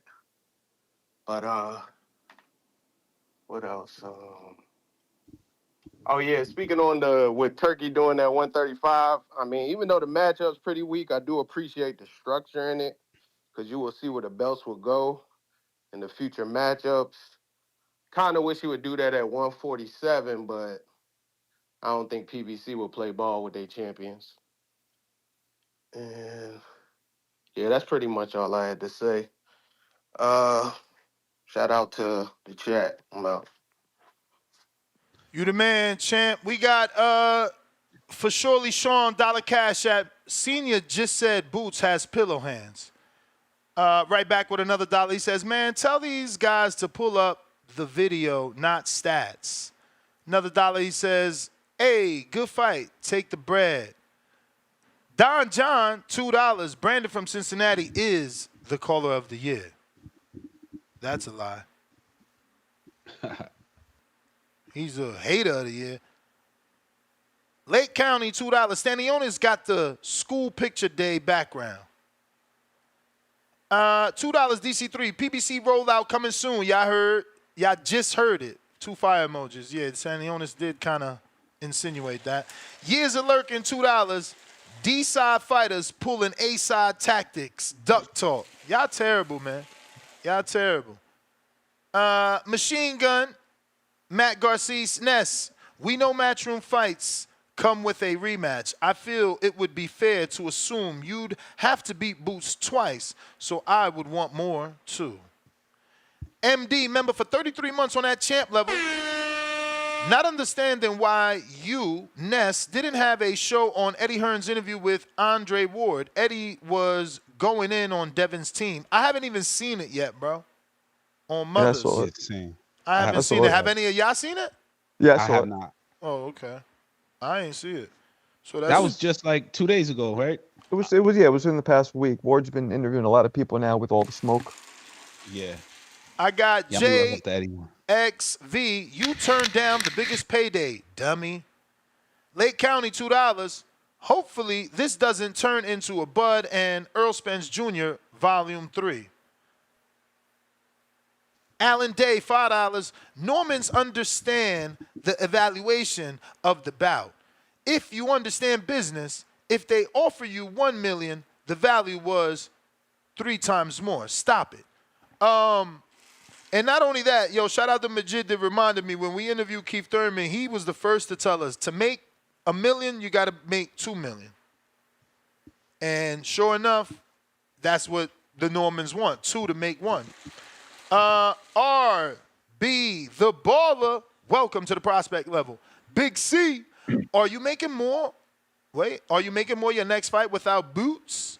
And that was to Norman, but you know we don't take super chat questions, though. We only do that on Patreon and members, so we entice everybody to become a member because even at the $3 level, you can ask everybody a question. And we just interviewed Danny Garcia. I mean, we've interviewed everybody this week. We just had Eddie Hearn. We got DC3 that says fighters got to keep they pops off the net. Hell no. Fathers in boxing are so needed. I just had the Schofields on yesterday and was saying that, bro. Like, every kid ain't a talker. You know, sometimes you need the dad to do that talking for him. DC3, $2. These guys' pops bring they purses to net. Come on. Yeah, man. I mean, he's trying to be transparent. See, that's the bad thing, right? He's giving us transparency, what people tend not to do in this business, and instead of embracing them, y'all making him the villain. He's keeping it real. He's telling you the truth. You know what I'm saying? Like, y'all dudes living in their pockets. This is his life and his son's life. They put the years in the training. And like he said, my son's 23. Ain't no rush. You either want this work now or we going to do it our way, the way you got to do it your way. And he also right. Boots ain't had no network at 23. Boots wasn't doing what he did at 23. You know what I'm saying? He the one out here trying to be great and showing it. He the one trying to make the fight. Neil's water bottle, like I said, I love that he told Boots, take a pay cut. Won't you give up $500,000 from your money? Make this fight. Show the world you want this fight. Neil's water bottle 2-pounder. Boots has the same deductions. The fuck bro talking about? He going to Philly, got a belt, and it's a unification, $2 million. Hands up emoji. Walt in South Florida, $2. This is why I hate boxing. Unbelievable. Yo, y'all should just be thankful that we got the negotiations, bro. We usually in the dark, you know what I'm saying? Otherwise, we just be talking about he ducking, he not ducking, man. I think that clarity is super important. Raymond Moore, $5. I don't blame Brian Norman. Eddie Hearn's trying to offer people BS because that DAZN budget getting low from Shakur and other people. Nobody appreciating it. Hands up. 5 thumbs up. Von Victuroso. Shout out to Senior. This the energy boxing needs. We need this fight. He ain't lying. Raj, $5. Floyd Mayweather waited damn near 9 months for $300K. He could have went into tank fight with, that meant, I guess FM meant Frank Martin. He could have went into the tank fight with a WBC belt and $1.2 million in his pocket. Frank Martin and PBC agreed to 1.2, then Frank wanted more. Yeah, I mean, and this is what I'm saying. We just was here. Frank, and that's the thing that y'all not considering. Y'all call it Norman a duck, but Frank was getting a title shot and $1 million. Y'all telling Norman, go defend your belt in a unification for $500,000, $700,000 more. It's unfair. Frank didn't even have a belt. Like, my man is bringing a belt to the table. But Raymond Moore, I agree with Brian Sr. Y'all telling the man to take BS money for an entertaining fight, especially when you, the champion, making 6 figures fighting anybody. Lake County, $2. Senior Norman possessed this morning on TBV. Talk to him. Profit, $5. Sometimes you have to take your opportunity and build from there. Take his belt, then call your shots. But that's what they told him with Giovanni. Take this and you're going to be in the driver's seat. And he's supposed to be. He a champ now. Y'all telling him to take it one more time. Do it one more time, champ. That's game. We got Lord English Gent. Welcome to the prospect level. J Pity City, Musty Energy. Jeff Trimble, $2. Senior, salute emoji. Go get them belts. Boots ain't proven. Lake County back with another 2. Them Canelo shows be so boring. This episode, litty. Julio Guzman, $2. Eddie agrees to $500,000. It will change to $700,000. Damn. JXV back with another 2. How Boots ducking if Hearn was up in the offer? Clown emojis. We got Ayo Dizzy, $10. 1. You can't be dissing Boots and not taking $1.7 million, about $500,000 more, even if you're not struggling. If Norman wins, the bag is all yours and negotiations should be easier. DC3, $2. He says, TBV fam was litty. That's crazy. Everybody enjoying the episode. That's what's up. Hit that thumbs up. Hopefully when I check, we had 1,000 because I'm sure we not. We got, actually, TBV fam, we litty today. Facts with 5 fire emojis. J Pity City, $2. All I heard was 7 duck emojis. Jesse Aguilar, $2. Boots vs. Karen 2 is nasty work. You ain't lying. You ain't lying. That's why I don't get it, you know. We needed to keep trying. Stiff Jab, $2. Turk can add this fight to Riyadh season. Easy money. That is true. Maybe Turk could throw us a bone here. Lord English Gent, $5. Usyk fought mainly away for all the belts. He was about being great, not getting cash for his hangers on. Okay. Pistol Parkway Mozzie member for 3 months on the champ level. Ness, goat emoji status. Appreciate you, champ. Tip Bell is $2. Now you see why Danny vs. Bud didn't happen. Ivan Mora, welcome to the prospect level. DC3, $2. Top 3 episode all time. Gotta get Eddie on. We got him. Chastity Thomas, $5. Boots needs this fight too. Who really wants to see him and Karen again? If he takes the Karen fight, it's going to hurt his career. No one will watch. Will they even show up to buy them tickets? Ayo Dizzy, $2. Eddie with the smoke. Laugh out loud. Pistol Parkway Mozzie, $2. My man Eddie having a smoke and a pancake this AM. Nah, that was like some one of them bowls like with granola and all that and yogurt. Eddie's on his health shit. He eating Greek yogurt out there. I seen strawberries, granola, Greek yogurt, and I don't know what else. Kai, $5. Ness with the work you doing for this fight. If it happens, they need to include a cut for you in the contract, man. You're gonna be part of the deduction. I just want subscribers, man. Give me the subscribers to make it easier for these dudes to answer my messages. That's all I need. Yeah. When you when you get them subscribers, then you know, they jump on your show. Yeah. Yeah. So what's the final thoughts on this, man? Hold on, let me catch up. I know y'all catch up. I thought you was done. Nah, bro. I know y'all getting desperate, but we ain't get to none of these.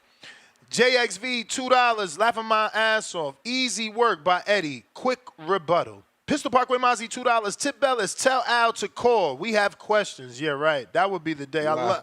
I would love that interview, bro.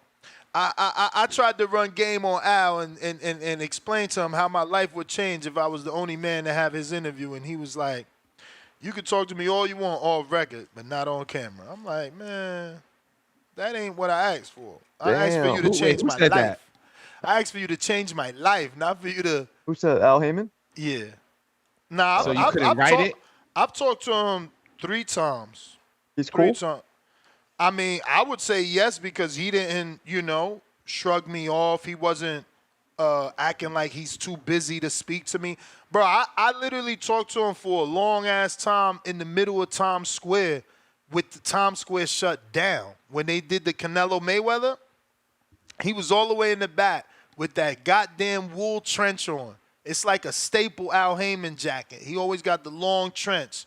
It's like a what we used to call them shits, pea coat, like the pea long. You know what I'm talking about? The wool shits, Yeah. Enrique.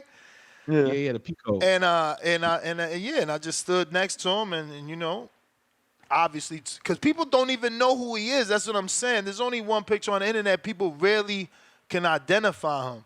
So obviously, when I knew who he was, you know, I stood next to him and just started talking, and he didn't walk off or act funny or nothing. Believe me, I've met people in this business that they think that they act like, you know, they shit don't stink, and it's like, bro, Hold on, we got to get a phone call like that. yeah, like what? You what, man?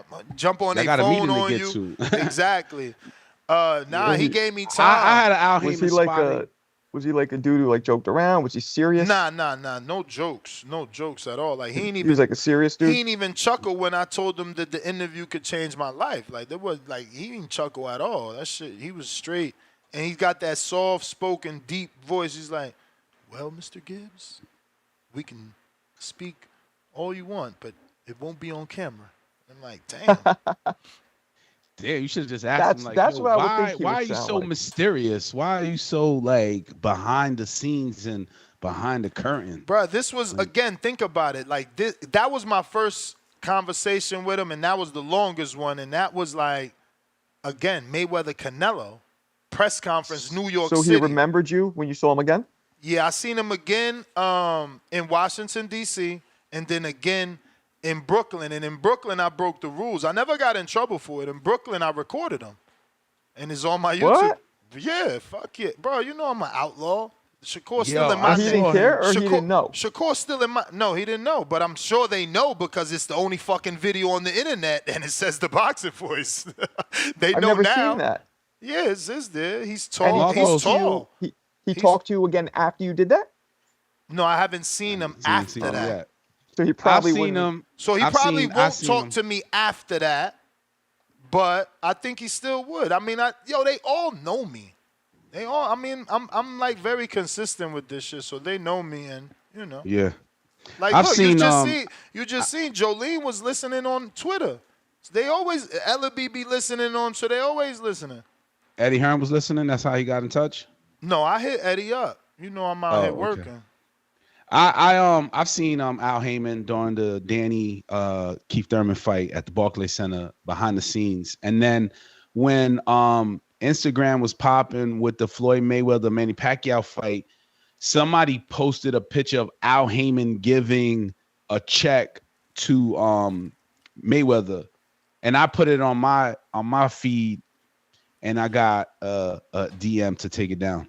Bro, you want to talk about picture? I was at the Barclays Center with a photographer literally took a picture of Al and the Watson brother. Which one was it? Not Brandon. No, Sam. not Sam. No, Sam is the father. That's the father. It's the one that got married. Ooh, whatever. Is it All right, Brandon? whatever. Is it Whatever. Brandon? I guess. But one of them walked up to the photographer. Was like, "Yo, why would you do that?" He's like, "What?" He tried to play it all like, "What you mean? What you mean?" It's like, bro, we seen that, man. Delete that shit. Like, delete it. And he literally stood there over the dude watching him till he deleted it off the fucking camera. And it wasn't no phone camera. He was a photographer, so you know.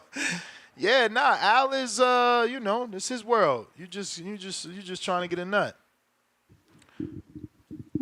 What up? What up?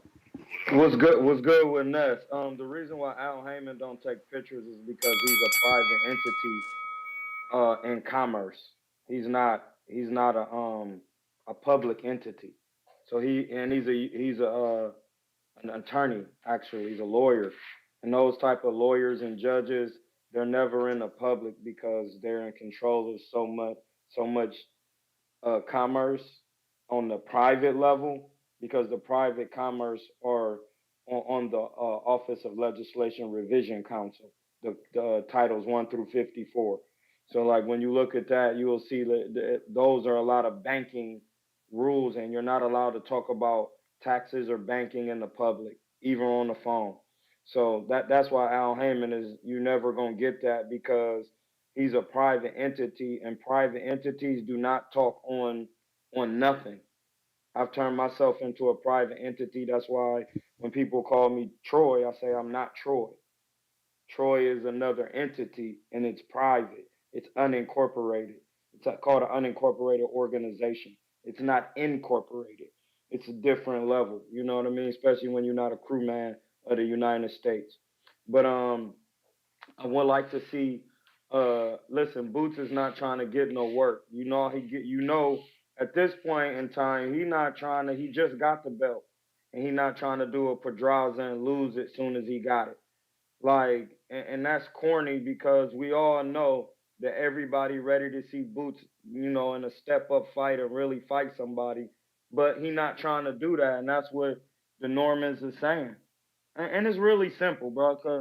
And that's why you see here these people sounding weird, Ness, because this what they was doing with that Earl Spence and Bud situation. Is like, you know, your fighter is gonna look crazy in there against another fighter, and you trying to avoid your investment, whether you a fan or not. I really don't care about these negros. I'm not a fan of it. I'm a fan of boxing, so that's why I'm with you, Ness. I really don't care to complain about if they not now they talking about this side of the street.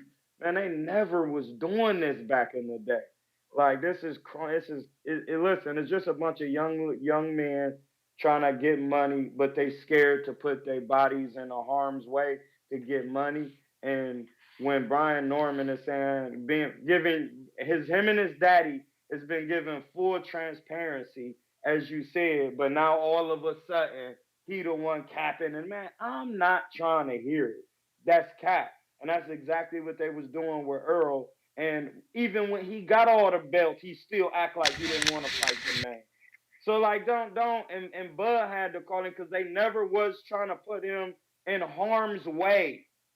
At the end of the day, you get your pack busted You in may there. feel like it's your That's time, harm's way.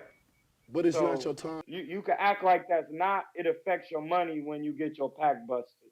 You guys. That's the bell. I got $10 from Abe. He says TBV is the best. Anthony with the $50 cash app. Damn. Great episode, Ness. Appreciate you trying to drop a bomb for the 50 spot.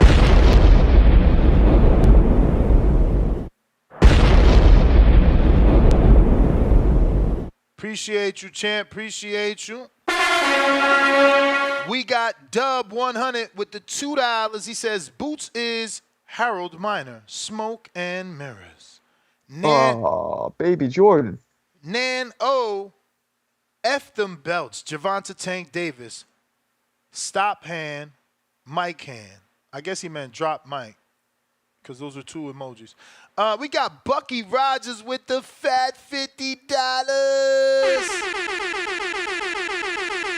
Damn. Time to drop a bomb for them dubs.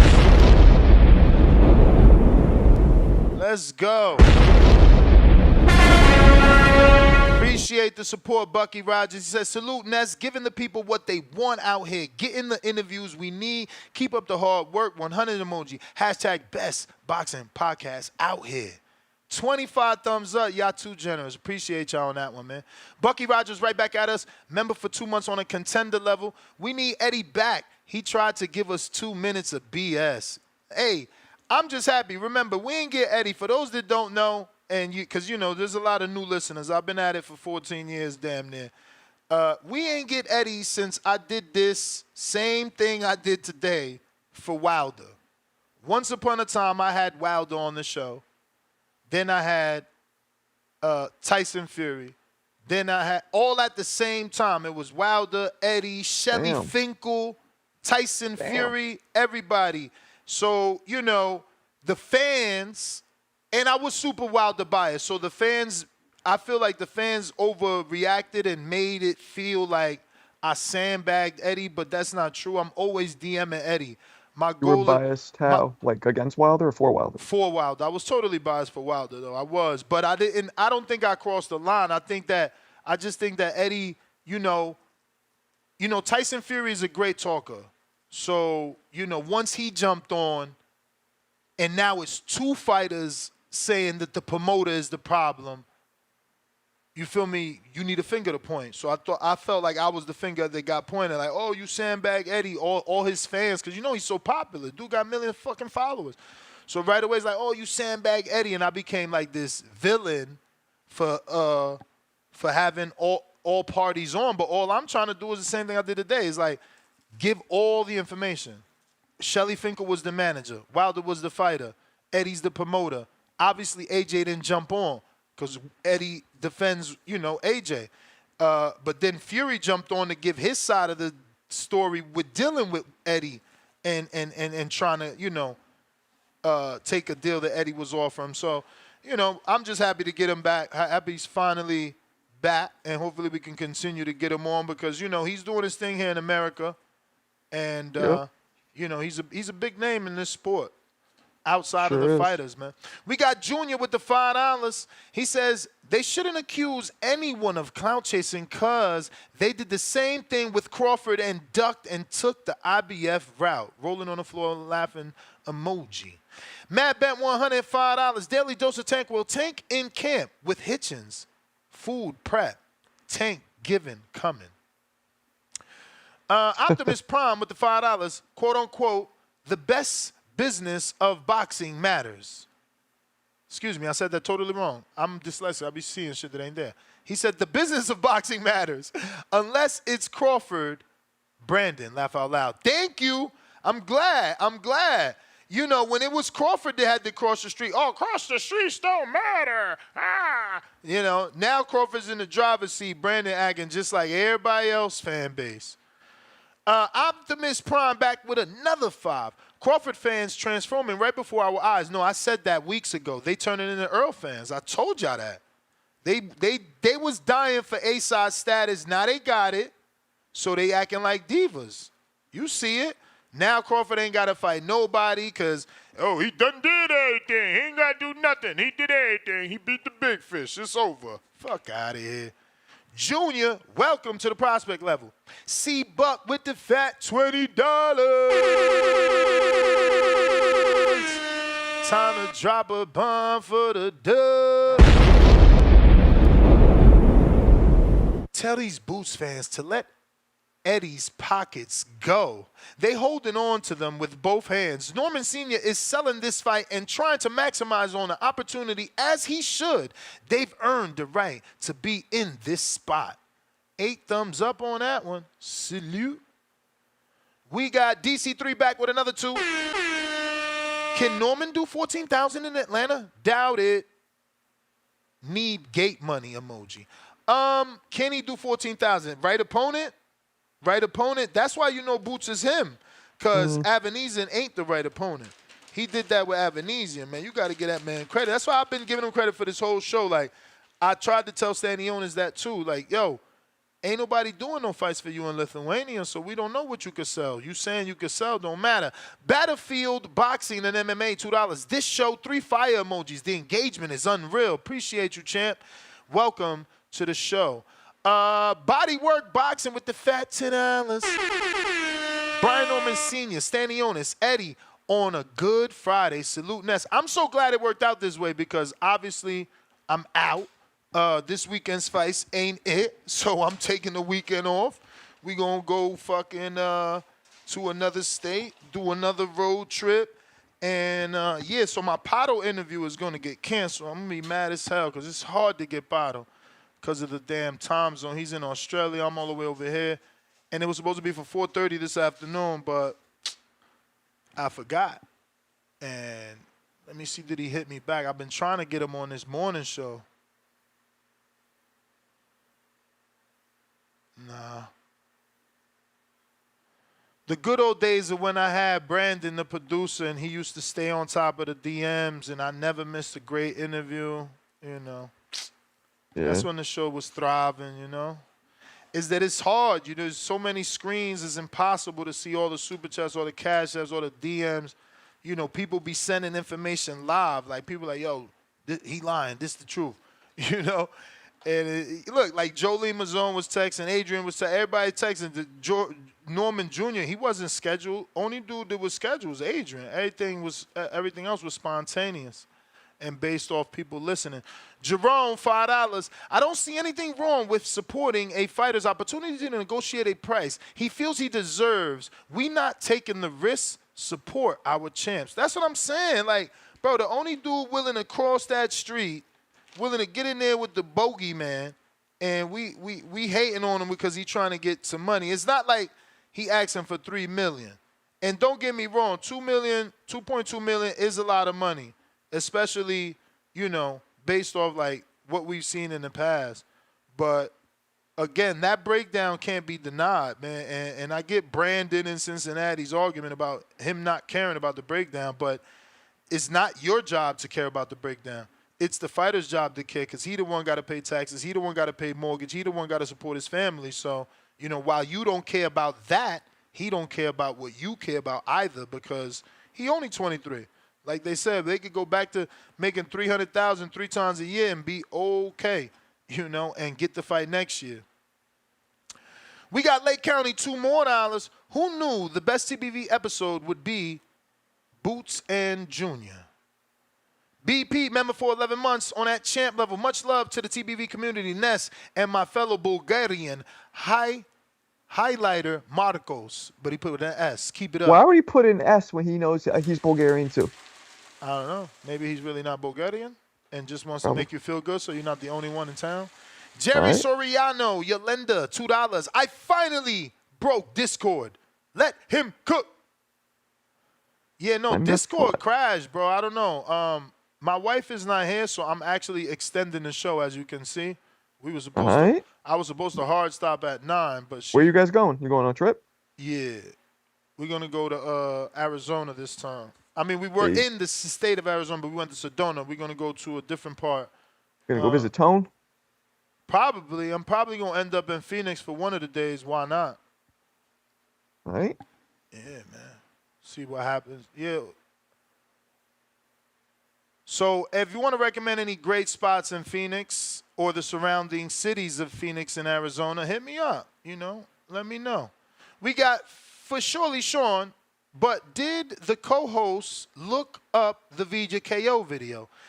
Did you look up the video or you just looked up the I looked up the box rack. Yeah, nah, they ain't gonna do it. You need the actual video. Yeah, the YouTube. I'll do it. All right, let's get to Unbiased Brim.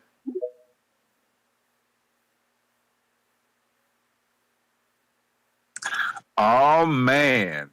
Ness, you deserve your flowers, sir. Thank you, brother. Good job. People gonna be coming at me now because you defending Norman. Because I'm gonna go admit my name is Unbiased Fan, but I'm Team Norman. But I'm a fair-minded person. I told seeing that I probably would have took that, But when you look at the dynamics, everything. I kind of understand it. And one of the questions I would want to ask Eddie is, how much would you ready to pay Barrios or Stanionis? Or when you offered them, was you in the position where you was going to have to pay Karen step aside money, pay for him to be on the card, and pay for his opponent? Is that a reason why you might offer Brian Norman less? Just wondering. The math was decent, but when you look at it, it was a 74-26 split. The first offer was an 87.5 to a 12.5 split. That's wild. First offer is crazy disrespectful. And they still came to the table while Barrios and Stanionis don't even come to the table. And what if they was offered more and didn't even come to the table? I mean, listen, you can call him a duck, but I'm going to be fair-minded. I'm not going to attack Eddie. I'm not going to attack Boots. I'm not going to attack Norman. I'm just looking at the situation and calling for the circumstances of what they seem to have equated to. I'm not mad at no party. I would love this fight. But from the beginning of this, both sides looked at this was going to be like the undisputed fight. And they tried to make unifications, but PBC's side wasn't playing ball at all. And standing on his team contacted Norman. You want to fight? Sure. Nothing else happened after that. No other further contact. It is what it is. Ness, I appreciate you being fair, bro. For real. A lot of people is attacking Norman like they're crazy, but they're giving you transparency. Shouldn't we want that? The things that we complain about, they are actually giving that to us to a pretty good extent. Where is it? Where do you see anything wrong with that, Ness? Nah, it's like I said, man. I appreciate the transparency. I mean, we found out about the whole top rank thing. That's a whole nother, like, the fact that Bro, I've been Brandon. knew about that. Yeah, I haven't remembered, because if I knew, I didn't remember that they had to pay 25% leaving. Like, and the more I think about it, if I gotta pay 25% to go fight you on your television, yeah, you should be paying that because you want me on your network. I don't pay that when I fight on my network. What if he offered Barrios to stand more? We don't know what he was Can offering, we though. say? I mean, people trying to say Stanionis is worth more than Yeah, Norman, but but we the don't truth of the know. matter But is, we don't know more what they excited was for the fight. offering. You may feel like it's your time, But we don't know what they was but it's offering your those time. guys. So, you know. But appreciate the That's just a call. good question, man. Appreciate the call. Appreciate the call. We rocking out until, like I said, the wife comes back. We Yo, I got sent the in the group chat. I sent the KO. It was nasty, but not like not sleepy flat. time. Not sleepy time. It's sleepy on his Give me one feet. second. That's okay. Page PAYG. PAYG. Champ, we can hear Thank you. you. Yo. Yeah, man. Shout out to Brian Norman Senior. You know what I'm saying? Hey. And this is gonna be a good episode, man. It's gonna be one of the ones. Yeah, man. As always, I'd like to start off my call by saying thank you to Al Heyman. Brian Norman, man, he said a lot, man. He said a lot. Majority of what I've been telling y'all, man. We was gonna get Boots versus Karen, bro. You know what I'm saying? It was obvious. Like, I seen the play, man. It's not like this was unexpected. You know what I'm saying? Once I seen that move with Conor Ben being moved up, man, I seen it, bro. I was like, they gonna pull some type of stunt, man. They gonna pull some type of stunt. And it's not just that, bro. But like, I've seen this before with, you know what I'm saying, Terrence Crawford. You know what I'm saying? It's funny that Unbiased Brim just called in and, he wants to say he's Team Norman, but your boy Crawford did the same.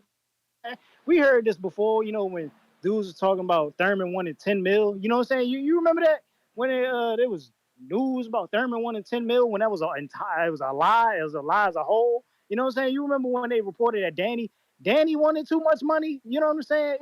It's just funny that, like, a lot of these guys want so much money, but it's just particular fighters don't end up, you know what I'm saying, fighting certain people. It's funny to me. It's funny to me that this always ends up happening. It's crazy, man. It's crazy. But yeah, man, it's like I said, man, you go over there with Hearn, man. You gonna be stuck fighting Europeans, man. You gonna be on that Euro tour, man. You gonna be on that Euro tour. Where's Tim Boski at, man? I really want to hear from Tim Boski and what he got to say, man. Because your boy Hearn cap, bro. Word up. Your boy Hearn is cap. You know what I'm saying? That's what they say, right? Cap. You know what I'm saying? Like, it's just nasty work out here, man. Like, Hearn ain't gonna deliver y'all the big fight. I know and that's an Eddie line. We never got AJ versus Wilder. You know what I'm saying? We still ain't got AJ versus Tyson Fury, bro. Like, how long? Like, why do these dudes go mess with Hearn and they don't end up getting the big fights? I mean, The money. they just gonna take easy fights for bigger pay. You know what I'm saying? That's This is nasty, man. The money. It's nasty, bro. It's nasty. It's about But, the money, baby. hey, man, I'm out. You know what I'm saying? You know my slogan. Shout out to the PBC. We rolling out very soon. Very soon. No date. Y'all been anticipating this. You know what I'm saying? We gave Matchroom, Top Rank, and Golden Boy some time, bro. We shout out for damn near the entire year. And when the rollout comes, bro, you know what I'm saying? We gonna roll out hard, man. We gonna roll out hard. But don't go on this. No date. My man still talking about a rollout ain't get rolled out. William.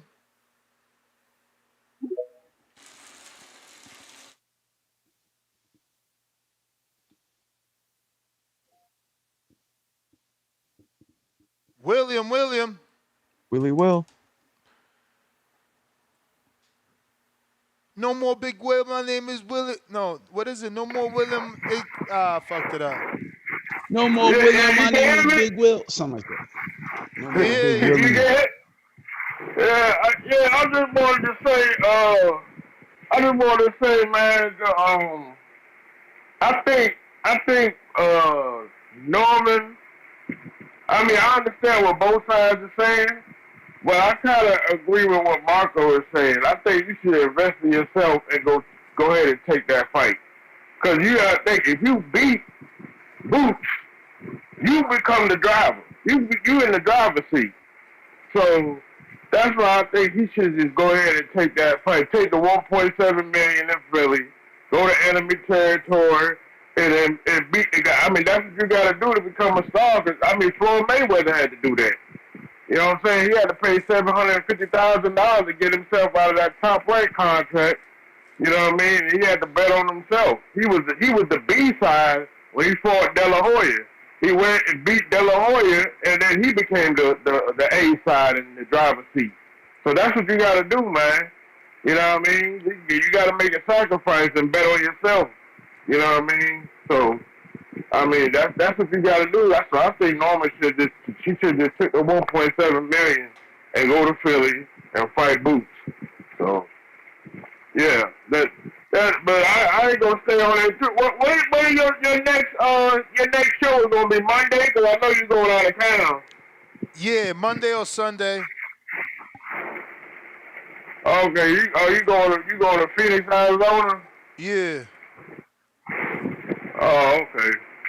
So yeah, about it, there ain't no real big fights this weekend. I mean, you got Diego Pacheco fighting, but he really fighting Saliski, which is a nobody.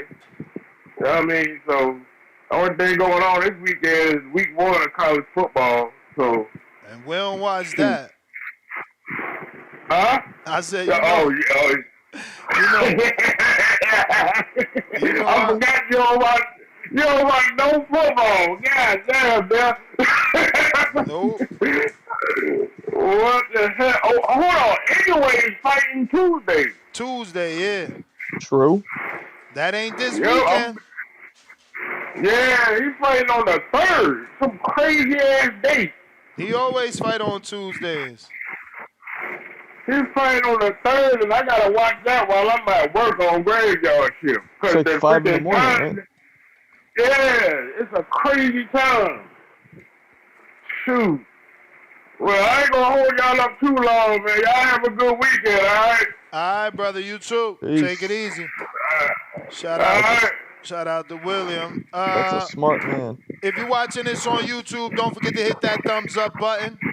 Go ahead and help us out with some visibility. This is a great episode. Needs to get in the eyes of other people that don't know. We had 3 fantastic interviews on today's episode. What's good, Nash? You can hear me? Perfect. Yeah, I think that both sides, like I don't really down Boots his team, and I really respect and appreciate Norman's team. I really blame Eddie Hearn. I think that if you're gonna call anybody a duck or anything, you gotta put that on Eddie Hearn. But y'all was breaking it down when we was pocket watching earlier. You were saying that Frank only made 1.5 for Tank. If that's true, why that's the face of boxing? Why would Norman make more? Like even make what Frank made? Because Norman got a belt. What you mean? Frank ain't bring nothing to the table and made 1.5. That Tank J jerk Frank. Then like I feel like if anybody who's gonna fight the face of the sport should have made like a good amount of money. Like that's kind of like low ball when I look. Well, remember that Frank made it public knowledge that he was getting $3 off every back end pay-per-view. So that's a lot of money. That changes things. Yeah, no, that changes things. That could be a whole nother 500,000 or another million, for all we know. No. But when Brian say that he wants the 2, I get it because you gotta pay. I think his agent, whoever came, he was broken down good because you gotta pay your team. Your father is like working for you. You got all those expensive. I understand you want to go home with $1 million. It makes sense. And you really ain't going home with $1 million because remember, he still got to pay taxes. When the breakdown was pre-tax. So even pre-tax, he gets 1.2, then he's going to get taxed. So he's still, and that's the thing, he getting taxed on the whole 2.2, not the 1.2. Yeah, and that's a lot of expensive training camp, all that cost. So of course, like you and boxing is that kind of sport where you'll go from like these fighters will wait 5 years just to get that one fight that pays 10 million, 20 Yep. million. Kind of sport where you fight your whole career just for that one payday. Yep. So I I mean, and understand look at like he Keller Plant. He waited. He waited. His life has changed. He made that big $10 million payday. They set for life. Now every other payday, that's just chilling. You know what I'm saying? Or day-to-day expenses because you put that 10 away if you smart. And we all know it ain't exactly. 10 Yep. after taxes. No, it's And if still you life changing. It's hell yeah, it's and if life he loses, changing. he might not get in this position again. So you got to get something decent out of it. Mm-hmm. But that's my call. I am wrapping it up. I got to go. Wifey just pulled up. William Daly, we got to you. Raj, $2. Marco, cut you off before you could say how tall Al is. Yeah, no, Al is tall as me, if not slightly tall. What? Fuck yeah, bro. If not slightly taller. Damn. No, he's a big dude, bro. That dude, again, you know. I wouldn't have thought that. All right. Yeah, man. DC3 says counterpunch for tip and whoa, who is can you stop with your mic? You know you holding your mic and we hear all that shit you doing. My bad. Killing us right now. He sent the counter for Timboski. Timboski, I'm gonna give you that, but I gotta go. So make it quick. Is you there? You not there? I'm out. That's GTO. Instagram and Twitter. Until the next one. Peace. Peace.